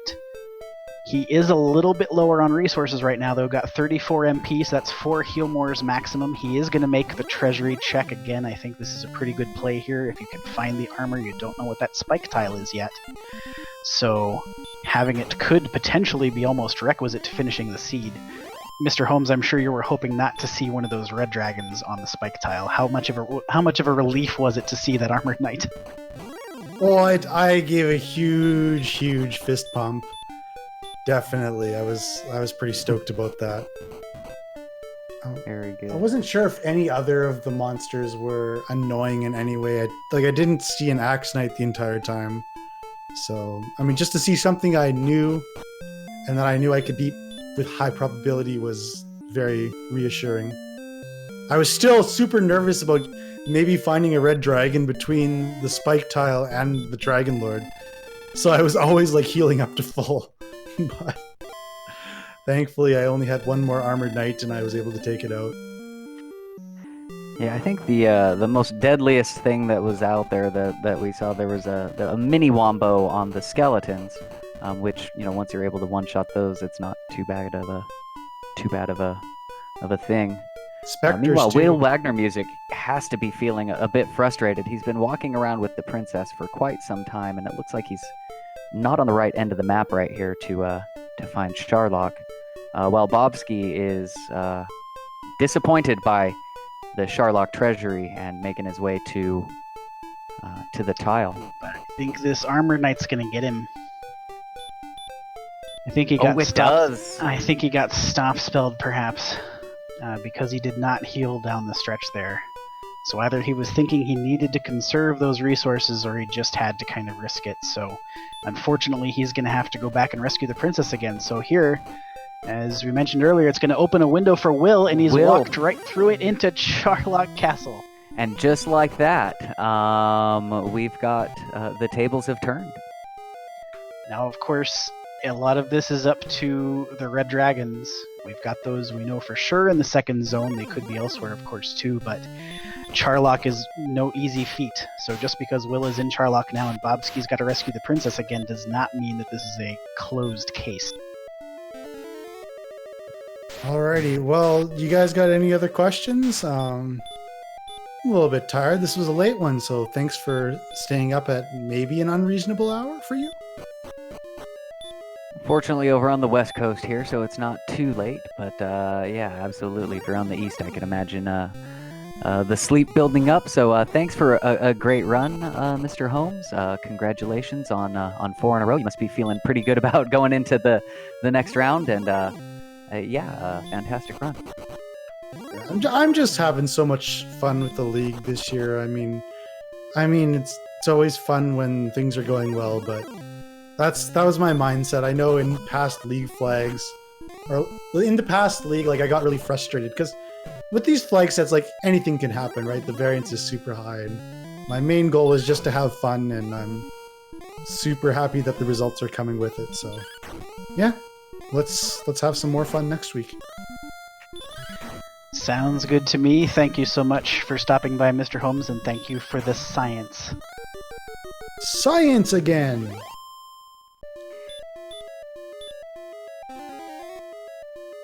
And of course, our tracker updated so that Mr. Holmes's death count is over 9,000!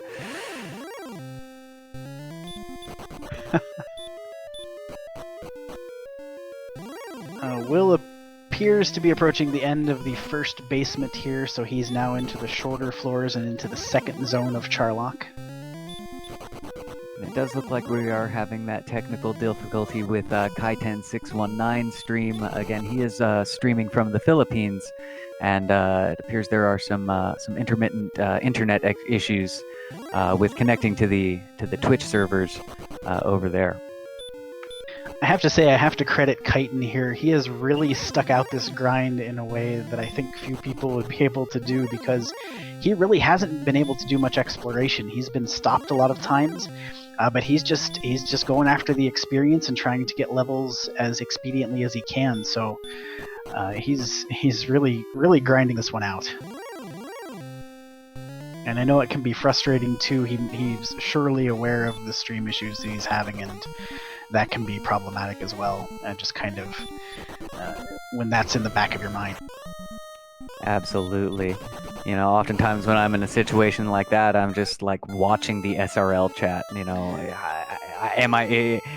okay? Nobody else is done yet, so okay, everybody else is having as hard of a time as I am. So let's stick through it. Will unfortunately had his spell stopped by that last red dragon, and he got breathed a couple times and has been sent back. So now Bobski has hurtled back into the lead because he's got Gwaelin again in hand. So here we go. This is the horse race that we were looking for, folks. Lead changing just like that. Just minutes within each other, or apart from each other. Of course, each time they get sent back, they do have to dive into the swamp cave and rescue the princess again. If you die with the princess in your arms, obviously the Dragon Lord's minions just collect her back up and take her right back to where she was, because you know that's obviously a valid strategy when you're trying to hide a princess. Easier said than done, hiding a princess. You know, there's only so many places she can go.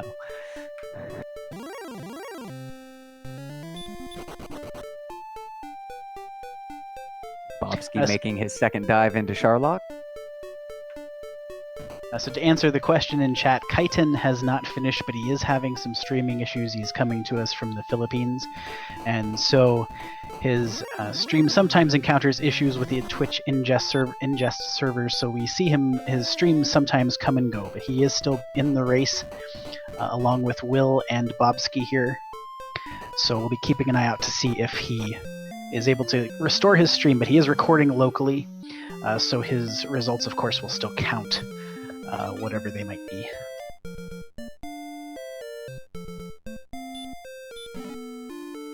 As you can see, we're getting a little flash of his screen. It looks like he may be back. And gets a lucky run from a red dragon.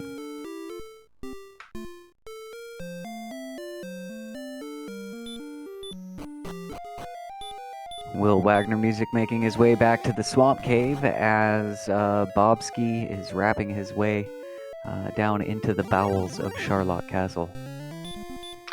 This, where Bobski is right now, I believe is the danger zone. I think we've seen the red dragons exclusively in zone number 2. So this area right here would be the place. Or actually, is he still in the first basement? Yes, I'm sorry, he's still in the first basement. So he's just now descending into zone 2. So here's where we really have to be alert for red dragon possibilities. Now, interestingly, he may choose to go to the judge's table because he knows that the treasury is empty. So we might see a vanilla pop, or a vanilla check. That's a good shout, actually. It might be a prudent play here. If you have to go back into Charlock anyway, going down, it's not that much of a detour to swing through there. But here, first red dragon and a first turn run for Bobski. It does look like he's headed straight for the final floor. Or actually, no, this would be the fork here. So we'll see which path he decides to take. If he goes around the bend up here and goes west, then he's headed for final floor and he's going to try to win without the armor. If he goes south, that means he's headed toward vanilla sword chest.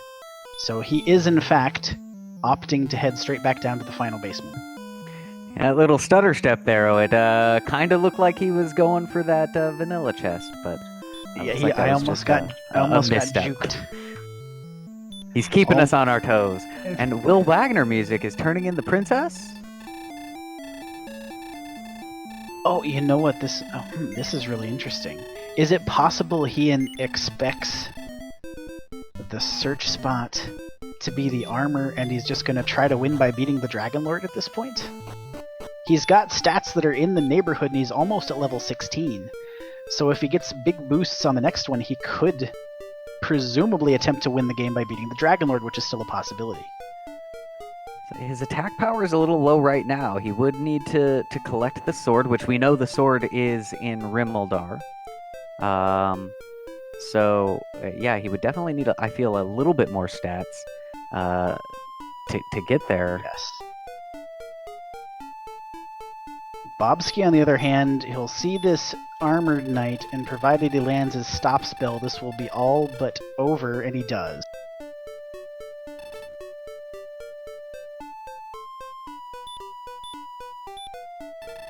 So get those GGs ready for Bobski. He should be finishing up our seed in just a moment. Just has to dispatch this Armor Knight and then make an indecent proposal with the Dragon Lord here. Will does pick up the fairy flute here. That has to be super disappointing. I was wondering... it looks like that was right next to Charlock. Was that Charlock right there? It was Charlock on screen, yeah. So where we saw the overworld search spot ended up being exactly right outside, right to the northeast of Charlock there. And Bobski 021 finishes the game with an official speedrun live time of 1 hour, 51 minutes, and 50 seconds. So good game to you, Bobski 021, and we'll see if we can't get him into the room for an interview. Yep, a big 3 points there, and it looks like Will is fighting his way around the map, so I guess game plan at this point. I wondered for a moment if he didn't possibly save before he rescued the princess to try out that strategy I mentioned earlier, where you could maybe save before you save the princess, get the GPS, find the spot, and then reset back into the seed with the princess still possible, but it looks like he's just going to play it straight here and try to go for the DL2 kill. And I think last week Will Wagner Music had an issue with finding the coordinates. If I remember, I watched that race, and I think he went like 2 or 3 or 4 times and wasn't able to find coordinates on his seed. So I'm wondering if that is coming back to haunt him, and kind of if that's influencing his decision now to to get the GPS and go for that certainly disappointing fairy flute that he found.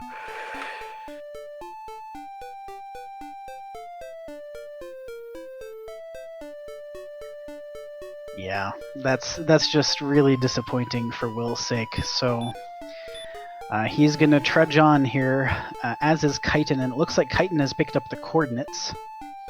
So hopefully he doesn't end up on a similar chase for what turned out to be merely the fairy flute.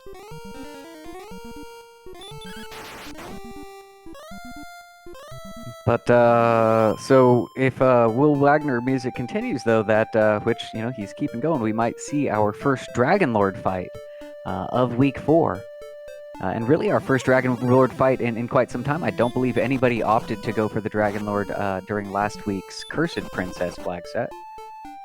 So 2 winning conditions. Yeah, that's pretty right. Cool. It'll be the first time in over a week we've seen a DL2 fight, I think.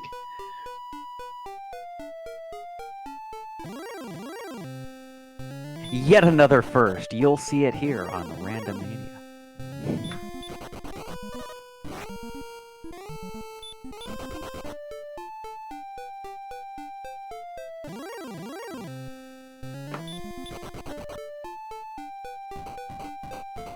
Meanwhile, we've got the orange cone on Kaiten619's screen. Hopefully, he will be able to get his stream back up. Will, is he gonna check the Remolder chest? Oh, he's doing it. He realizes now that he needs keys. He got some keys. Okay. Oh, so that's where Remolder is. Again, there he juked me out. Hello, Bobski. GG. Yes, very good game. Congratulations on your finish. How did you feel about that run there? I'm not pleased, but somehow I didn't get last. So okay.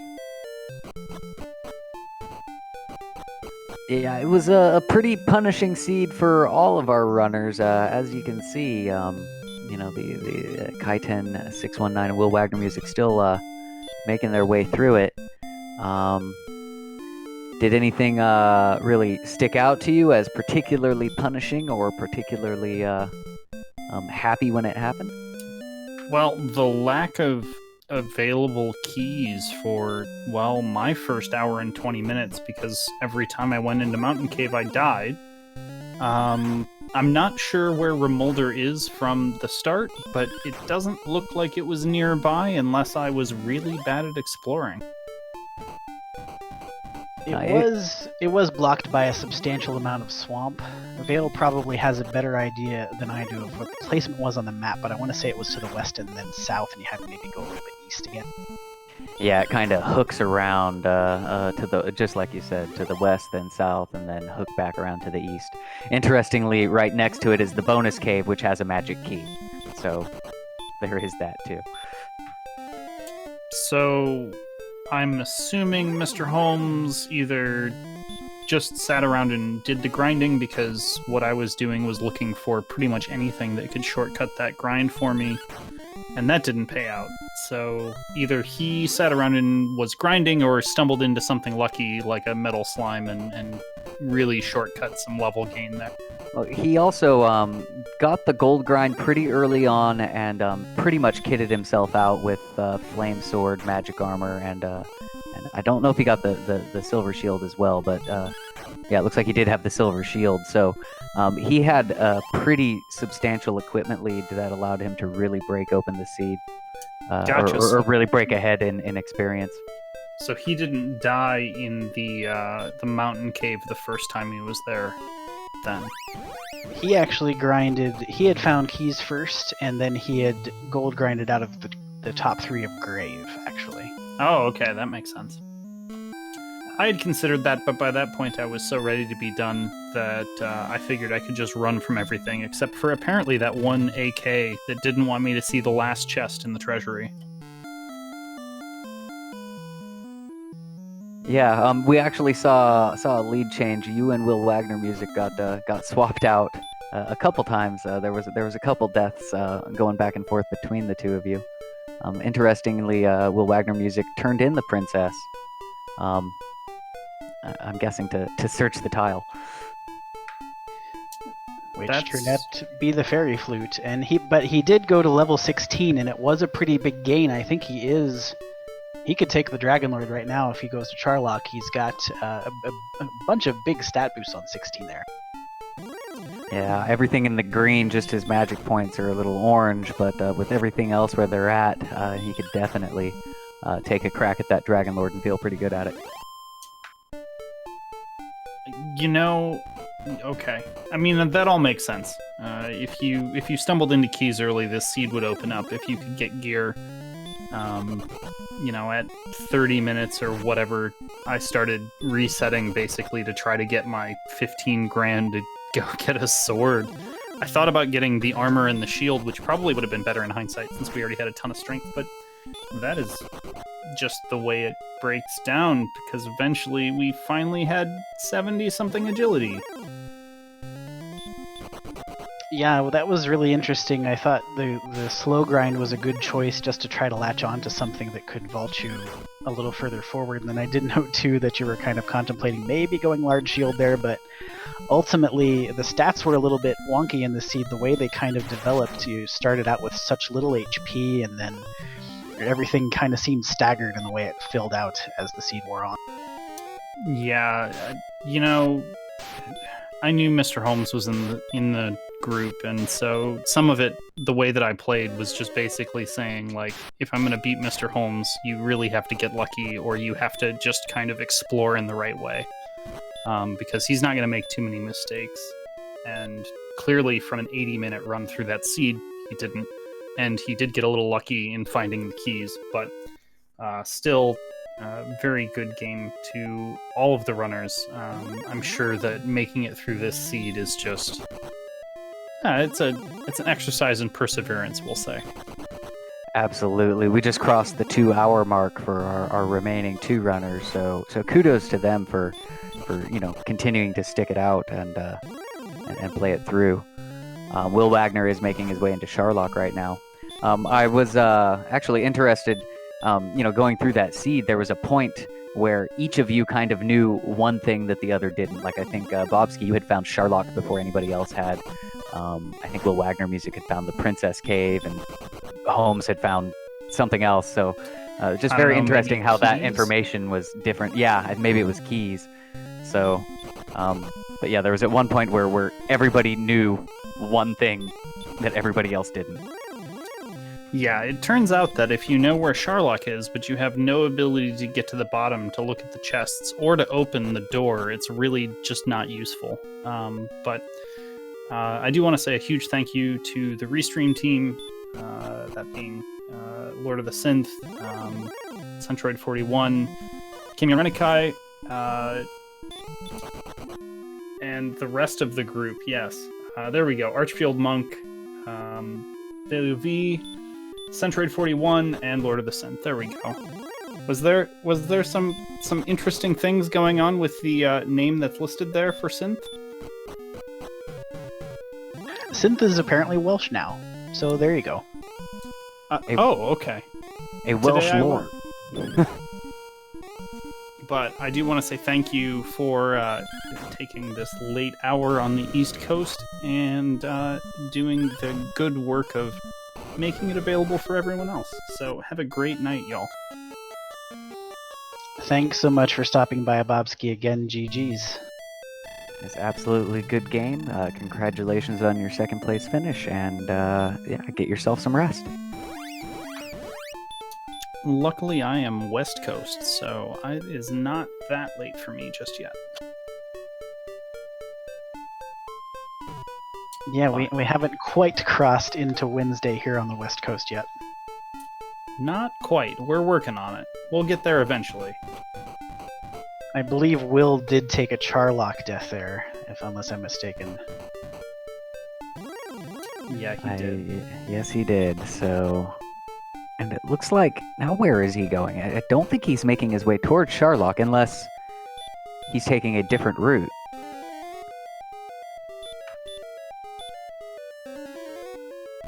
Oh, that's right. He has to. Oh no, wait. He doesn't have to get the princess again. I'm a little confused.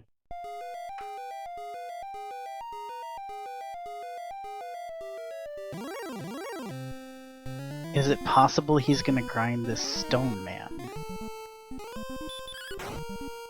I think Will's gonna take, perhaps... I'm not gonna suppose. Let's wait and see what unfolds. Yes, let's all observe. I think we all want to know what Will Wagner Music is going to do next. with very rapt attention. what will Will Wagner music do next? Try to say that 10 times fast. It looks like he's going to take the grind here. It looks like he wants level 17. The main issue is he's got to get down to the armor. He hasn't seen the bottom floor yet, I don't believe, so he doesn't yet absolutely know for certain that the armor's in the vanilla sword location. So he could just be taking an insurance level here, trying to get some more hit points to ensure that his dive is more successful. Or at least to try to ensure his dive is more successful.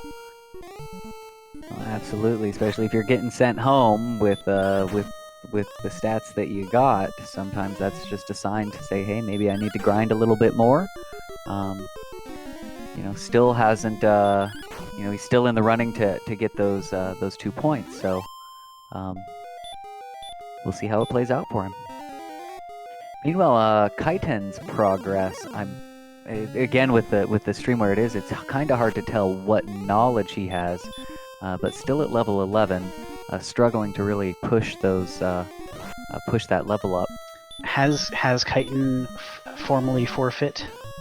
Actually, that is what's showing on our tracker, and yeah, I do see that in SRL chat. We do have a forfeit from Kaiten 619. 2 hours into this one, depending on one's schedule. I can totally see it. It's been a real grind of a seed, and I know Kaiten was doing a really good job trying to grind that out, but just in the end there, I can totally understand how this seed could end up that way. Absolutely. In my own personal seeds, if I'm just running one for fun, I tend to put a 2-hour limit at it. At that point, I as well would say, I need to do something else for a minute. So GG to Kaiten. Will still has to take care of business here. He's looking for 2 points, and as someone more knowledgeable about this specific aspect of the rules might be able to tell me, but I think does Will have to finish in order to pick up the 2 points here? That is a very interesting question. I don't know that we've seen it where... Oh, yeah, there we go. Chat has an answer. Yes, he does. Yes. Seconded by CD Improv. Which is good enough for me. CD is, of course, one of our tournament administrators. So, there you go. Will's continuing with this Sleep Stone Man grind, and this is kind of interesting. I think it's probably a coin flip whether I decide to try to stop spell here or sleep, because it does seem to cast a lot. And joining us in the commentators booth is Kaiten619. Kaiten, good job sticking through that for as long as you did. Anything to say about the seed? Where was Rimeldar? That was the only town I was missing from my map. So Rimeldar, you kind of had to go south and west from Tantagel, and it kind of snaked around and back to the east a little bit. I think there was a little bit of swamp and stuff in between as well.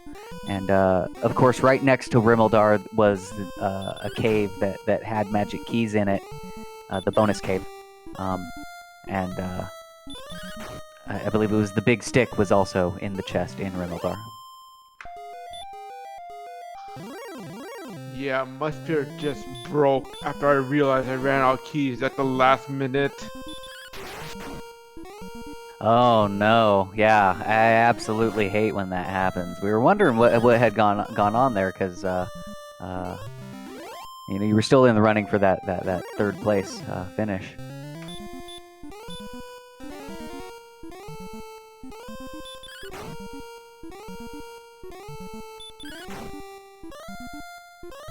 Where's Will right now? So Will Ragnar Music is currently he is grinding the Stone Man in the Swamp Cave. Interestingly, I believe he also was, I think, banking on finding the armor or the sword on the overworld search tile. He actually turned in the Princess Gwaelin after 1 or 2 failed attempts to take her down to the Dragon Lord. So after turning her in, his only option to finish is to beat the Dragon Lord the old-fashioned way. So it looks like he's trying to bump his way up to level 17 now, grinding the Stone Man tile in the Swamp Cave. Yeah, this map was not even friendly, even though I liked the level gains early on, though. Yeah, it was not. It was pretty torturous for all of our runners. Really, a very high death count, all around, all around. Speaking of levels, that was 7, 1, 1, and 8 for Will on level 17. So he's now sitting on 140 attack power. Those red dragons can still be very difficult, though, but it looks like he has had enough of his grind, and he's probably going to make another run at Charlock here. Is his HP a good maxed out or not? He's at 122 hit points right now, 111 magic points. So, I mean, he's got the stats. He's all greens across the board. So, of course, he needs to find that armor to stand a chance. So he'll have to search. Interestingly, the armor is going to be nobody found it, but through process of elimination, we know that it is in the judges table. At that vanilla spot. So we're likely going to see him dive all the way to the bottom, get extremely disappointed, and we'll see if he continues up to go get it from there. I wonder why. Even nothing to me. Oh, to be a fly on the wall in Will Wagner's stream right now.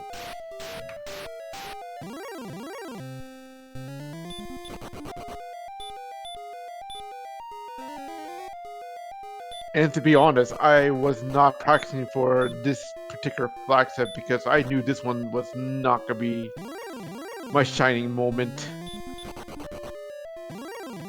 Yeah, it's definitely a little different than what we've been playing with over the last few weeks. I feel that these flag sets are getting progressively more difficult, at least in terms of length of seed and complexity of what needs to be done to complete the race. Which is good, kind of building up to it. Especially having the first long Charlock, having to conserve your resources to make a dive. So, yeah. Yeah, I was like, go ahead. No, absolutely, have at it. Especially with this flag set nearly like how should I say this? It burned my brain out to a point where like I was running on low on fuel. Yeah, anytime you get a Dragon Warrior 1 randomizer seed that's pushing that 2-hour mark, I think everybody wants to kind of hit their head against something just to make it stop.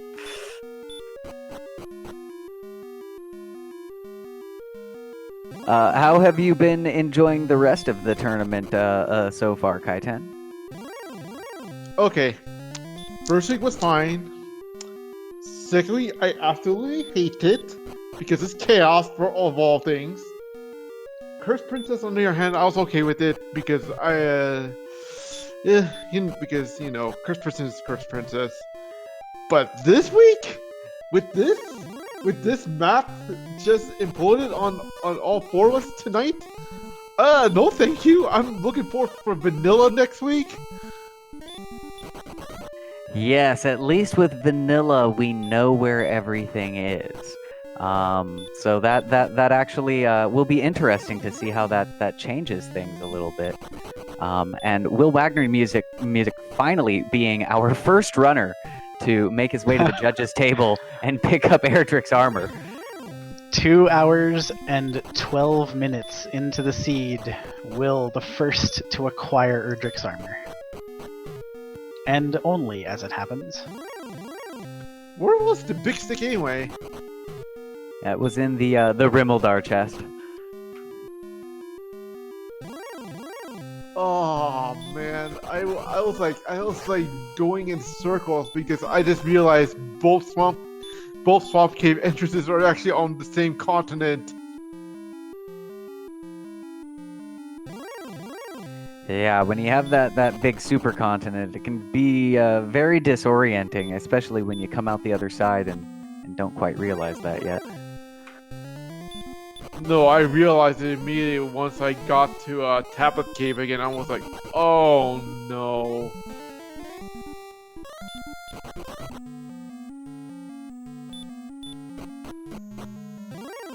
Meanwhile, Will Wagner music in the last dark floor before the basement, and he has made it all the way to the bottom of Charlotte Castle. So it's just up to him to make the long walk to the Dragon Lord, and we'll see how his fight goes.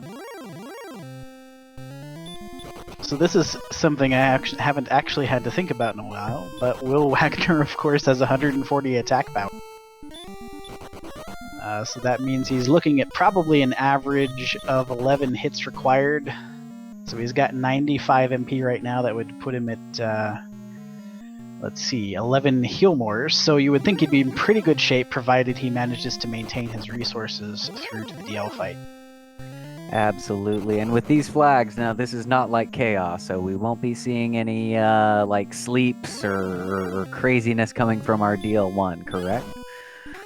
Correct. So standard DL1 fight, and this looks like it'll be a pretty standard fight. Of course, Will's got the armored now, so he's immune to that Armored Knight stop spell. This should be a trivial spike tile, especially when you land an excellent move. So he's going to walk up to fight the Dragon Lord and be the first person in a little while to be declared a fool.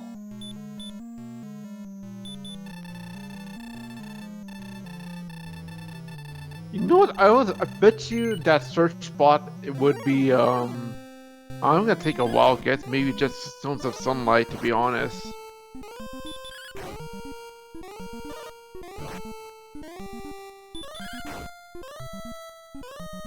So I believe the search tile had the fairy flute on it when they had reached had found it. And Will Wagner dispatching Dragon Lord 1 with relative ease and getting the first attack on Dragon Lord 2. We're at 17. 27.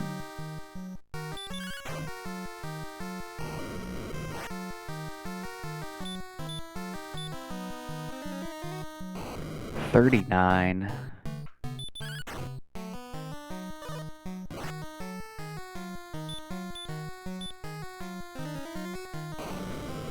55. Not bad so far. Ooh, that was minimum roll right there, a 10. 65, yeah.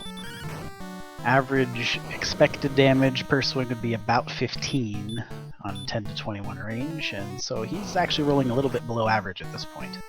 77.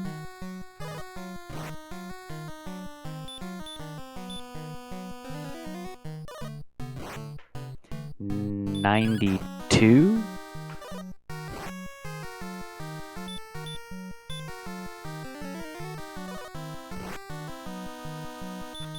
111.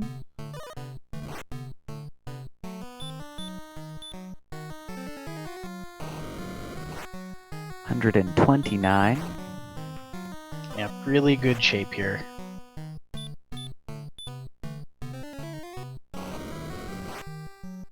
Should be one more swing.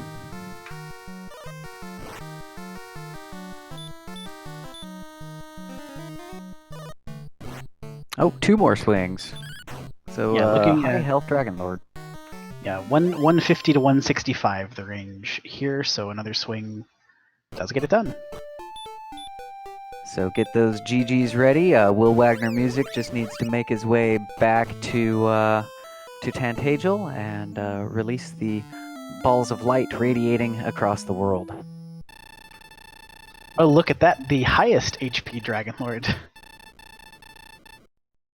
Yes, even the Dragon Lord wanted to make it as difficult as he possibly could in this amazingly long seed.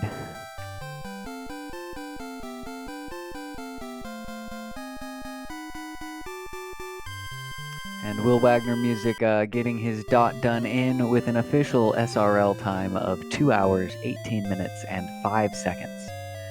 Finishing third place and snatching up those 2 points. hopefully we'll be able to get him into the room for a brief interview.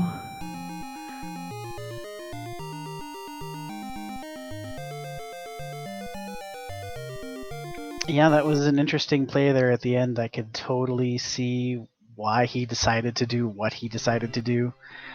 And it goes to show there's multiple different ways to go about this. And in a seed that was as long of a grind as this one was, sometimes you have to do some things that are counterintuitive in order to get the job done. Absolutely. I do hope he comes in. I'm interested to find out if last week's shenanigans with the coordinates influenced his decision to do that. I have a feeling it might have. So in the interim, while we're waiting to hear about Will, do want to update you on the upcoming schedule. We've got 2 races on tap for tomorrow night. One at 8 o'clock Eastern, the other at 9 o'clock Eastern. That first race at 8 o'clock will feature Game Boy F9, Angel FM, CD Improv, and some other yokel who does not bear mentioning. It's me, it's fine. And then the second race at 9 o'clock, Ursine does your Scorpion Max, Centroid 41, one of our great trackers for this evening, as well as Leggy Starscream. So again, 5 points on the line in both of those races tomorrow night. If you have the opportunity, please stop on by Randomania. But also, make sure you follow our racers from this one. Kaiton619, Mr. Holmes, Will Wagner Music, and Bobski021, as well as the rest of our crew. But I believe we do have Will in chat right now, so GG, Will. Yes, congratulations on finishing that. I don't know if I get the first G, but it's definitely a game. Absolutely. Any comments before we get to the intense line of interrogation and questioning that we have for you, sir? Sure. So, at first, I kept on diving to get to that town, couldn't get to it. I had an obscene number of deaths, and what ended up being the worst for me was being killed after getting those magic keys, going back to Rimmeldar, because if I knew that Edric's sword was there, it would have kind of changed my approach to a lot. I ground for gold twice, and I didn't need to. I actually ground for gold 3 times if you count the double dive into the cave. I had the right intention with going to get those magic keys, but I just never seemed to get to Rimmeldar. I never seemed to get to Cantlin, and then I gambled by cashing in the princess, hoping that the search tile would be the Edric's armor. And then I realized that I didn't check Rimmeldar's Rimmeldar's chest, because I died going back from that cave. And sure enough, that was the sword. And I, at that point, was already committed. As soon as I cashed in the princess to beating Dragon Lord naturally, and I decided I'm not going to dive through the basement of Sharlock twice, and because I didn't want to waste a Radiant or anything like that and get the princess and die en route by a red dragon, I was like, I'm going to dive for the vanilla sword spot first, and if it's not there, I know that I can make one full dive into the treasury and get the armor there. But just in case, if I needed to go into the sword spot first, then outside, go back to town, heal up, and then go back in, I could do that too. But it ended up being a one and done. Yeah, interestingly, you were the only one to pick up Erdrick's sword. Mr. Holmes had almost an identical situation to you, where he died like 2 steps going into Rimmeldar, and I believe the other 2 runners never found the place. So good on going back for it, but yeah, that was definitely a frustrating thing for everybody. The seed in general, everyone had a real slow start, rough of it. The overall body count was very, very high across the board. I was actually wondering with you trading in the princess to search that. I was wondering if you were having some recollections of last week's seed, where you had that frustrating thing with the search tile not being as accessible. Definitely. One of the things that I was hoping I'd be able to do was walk it off, but with the weaving of the bridges and stuff, it just wasn't as easy as I anticipated. So my thought was I can trade in the princess, and if it doesn't work out, I'll reset. But I accidentally saved it after I traded in the princess, and I regretted it immediately. But I guess what's done is done. I could have done a lot of different things differently, but what upset me now is like I'm kind of on the fringe of being able to make the playoffs anyway. I would probably need to win next week, but if I ended up missing by a couple points, I'd be so frustrated with last week's. But this week's seed, losing it was all me. I was the LVP of my team. Yeah, you actually during your first dives into Charlock when you had the princess, the lead changed between you and Bobski 21 a couple of times as you both one would dive in and get killed and then rescue the princess, as another one would dive and get killed and rescue the princess. So it actually went back a couple times at that point. It was really close. And then when we saw you turn in the princess, we were like, oh, what happened? Well, I only turned in the princess, I think, after Bobski had been done with the seed, because my intention was like, oh, I can get the princess and I can dive the seed. I haven't seen really too many enemies with DL2 breath, and then that red dragon did me in pretty badly.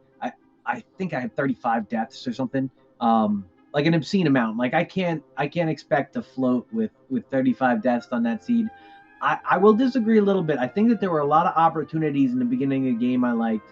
The ability to use Hurt and beat the Magidrakes and get experience like that. The unavailability of towns is what made it difficult. And the fact that each of them kind of had their own set of guardians that I just couldn't run from and I couldn't get away from. And I definitely tried too hard to get to the towns. But, it's one of those gambles where if I make Rimuldar on that first time through the swamp, where I had 7 HP and I needed, I think, probably 9 to make it through those swamp tiles. If I can make it to Rimuldar there, that's in the early part of the game, maybe 15 or 20 minutes in.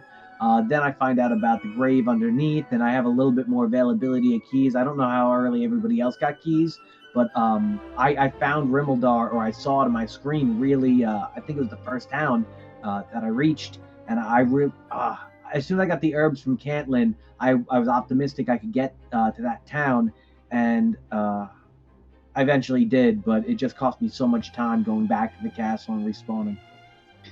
Yeah, if I'm not mistaken, I think Rimuldar, that time you saw it, and I remember that exactly when you had 7 HP, I think that might have been one of the first towns we saw the entire race. I do believe it was. In fact, I think it's fair to say that in general, like, exploration was the real boss of this particular seed. And then the another thing I would want to mention is I couldn't find Charlock for the life of me, but I also realized a little bit too late that I'd walked through poison every single time, and there was a little bit of a longer path. If you just went a bit further west and south, you could avoid that first set of poison marsh, and you could actually like it out if you could avoid encounters. So I could have conserved maybe 15 or 16 or so HP, not having to go through that marsh area, and I probably would have been able to do it. I just was so fixated on going south and going the direct route and being scared of the armored knights and everything else that was in the way slightly west.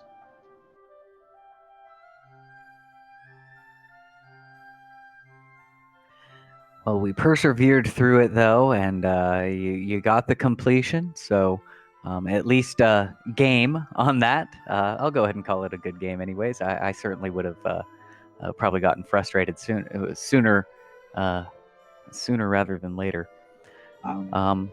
I apologize to chat for that slog, but I also kind of felt bad when I saw that Chitin had dropped from the race in the chat. I felt like I was holding everybody up, and I know that it's late by me on the East Coast, so I'll let everybody go to bed and call it night unless there's any other questions. No, that's all right. I think there was one more thing. Did you see how I got killed? I think it was 1 step from Cantlin, and then like 3 steps from Cantlin, and then like 5 steps from Cantlin in succession. After I had killed, I think it was a metal slime, so I couldn't respawn my gold grind. And I lost that initial gold grind so heartbreakingly, trying to leave the cave by the Magic Wyvern. And then I saved it, and I'm like, well, at least I have this much money, and when I get to Cantlin, I know I'll be able to spend it. and then I died one step away, but I had already killed that metal slime. And on one of the last trips, I think I got one step away, and I think it was an armored knight right before the cave that got me. Yeah, we saw that, and we saw the metal slime kill, and it was just like, oh man, this is what are you gonna do now? And then it just couldn't manage to break through to town. So that was definitely a really rough one. Yeah, I think even though Mr. Holmes came in first place, the Grim Reaper was definitely the real winner of of this seed. But yeah, we appreciate everybody, racing and going through it. And yeah, I think probably time to take us out. Yeah. I would agree. And that time of I think of 119. I don't think I was sniffing that, but seeing Bob at 151, I felt like that was doable. I got some things to work on before next week, I guess. Well, I will say this: through about level 7 or 8, things were pretty even. There was a lot of different exploration that each of you had, but the levels were coming in about the same for each of you. So it was definitely a tight race in the early going. Yeah, and as we had noticed earlier, there was one point in the seed where like each runner kind of had a piece of knowledge or a key or something that the other one didn't have. So even though it was a long one, it was certainly a fun one to watch and a fun one to call. Well, as long as someone had fun. Yeah, it might not have been the funnest one to race, but definitely a good one. Thank you to the commentators, trackers, and everybody tuning in and making it possible to race. But sometimes I'm glad that I have my microphone off while I'm running, because when I found Erdrick's sword, I had some expletives.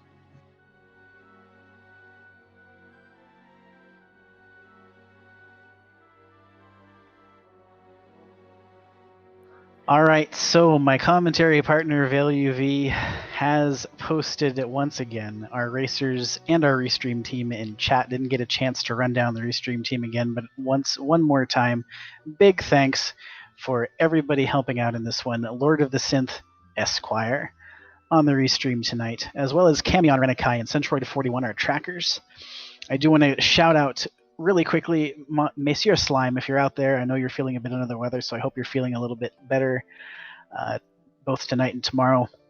He was going to help us out on tracking, but had to bow out, not feeling very well. So thinking about you right now. Vale, anything to close out with before we wrap this one up? Not really. Just tune in tomorrow for our next races and continue to watch this. Really appreciating the tournament so far. Thanks to all of our restreamers, our trackers, everybody, admins that are putting this together. And yeah, I think we should go ahead and sign it out and call it a night. It's starting to get late over here on the West Coast too.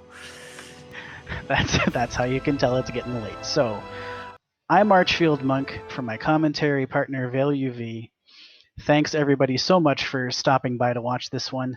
And until next time, take care and tempt not the fates.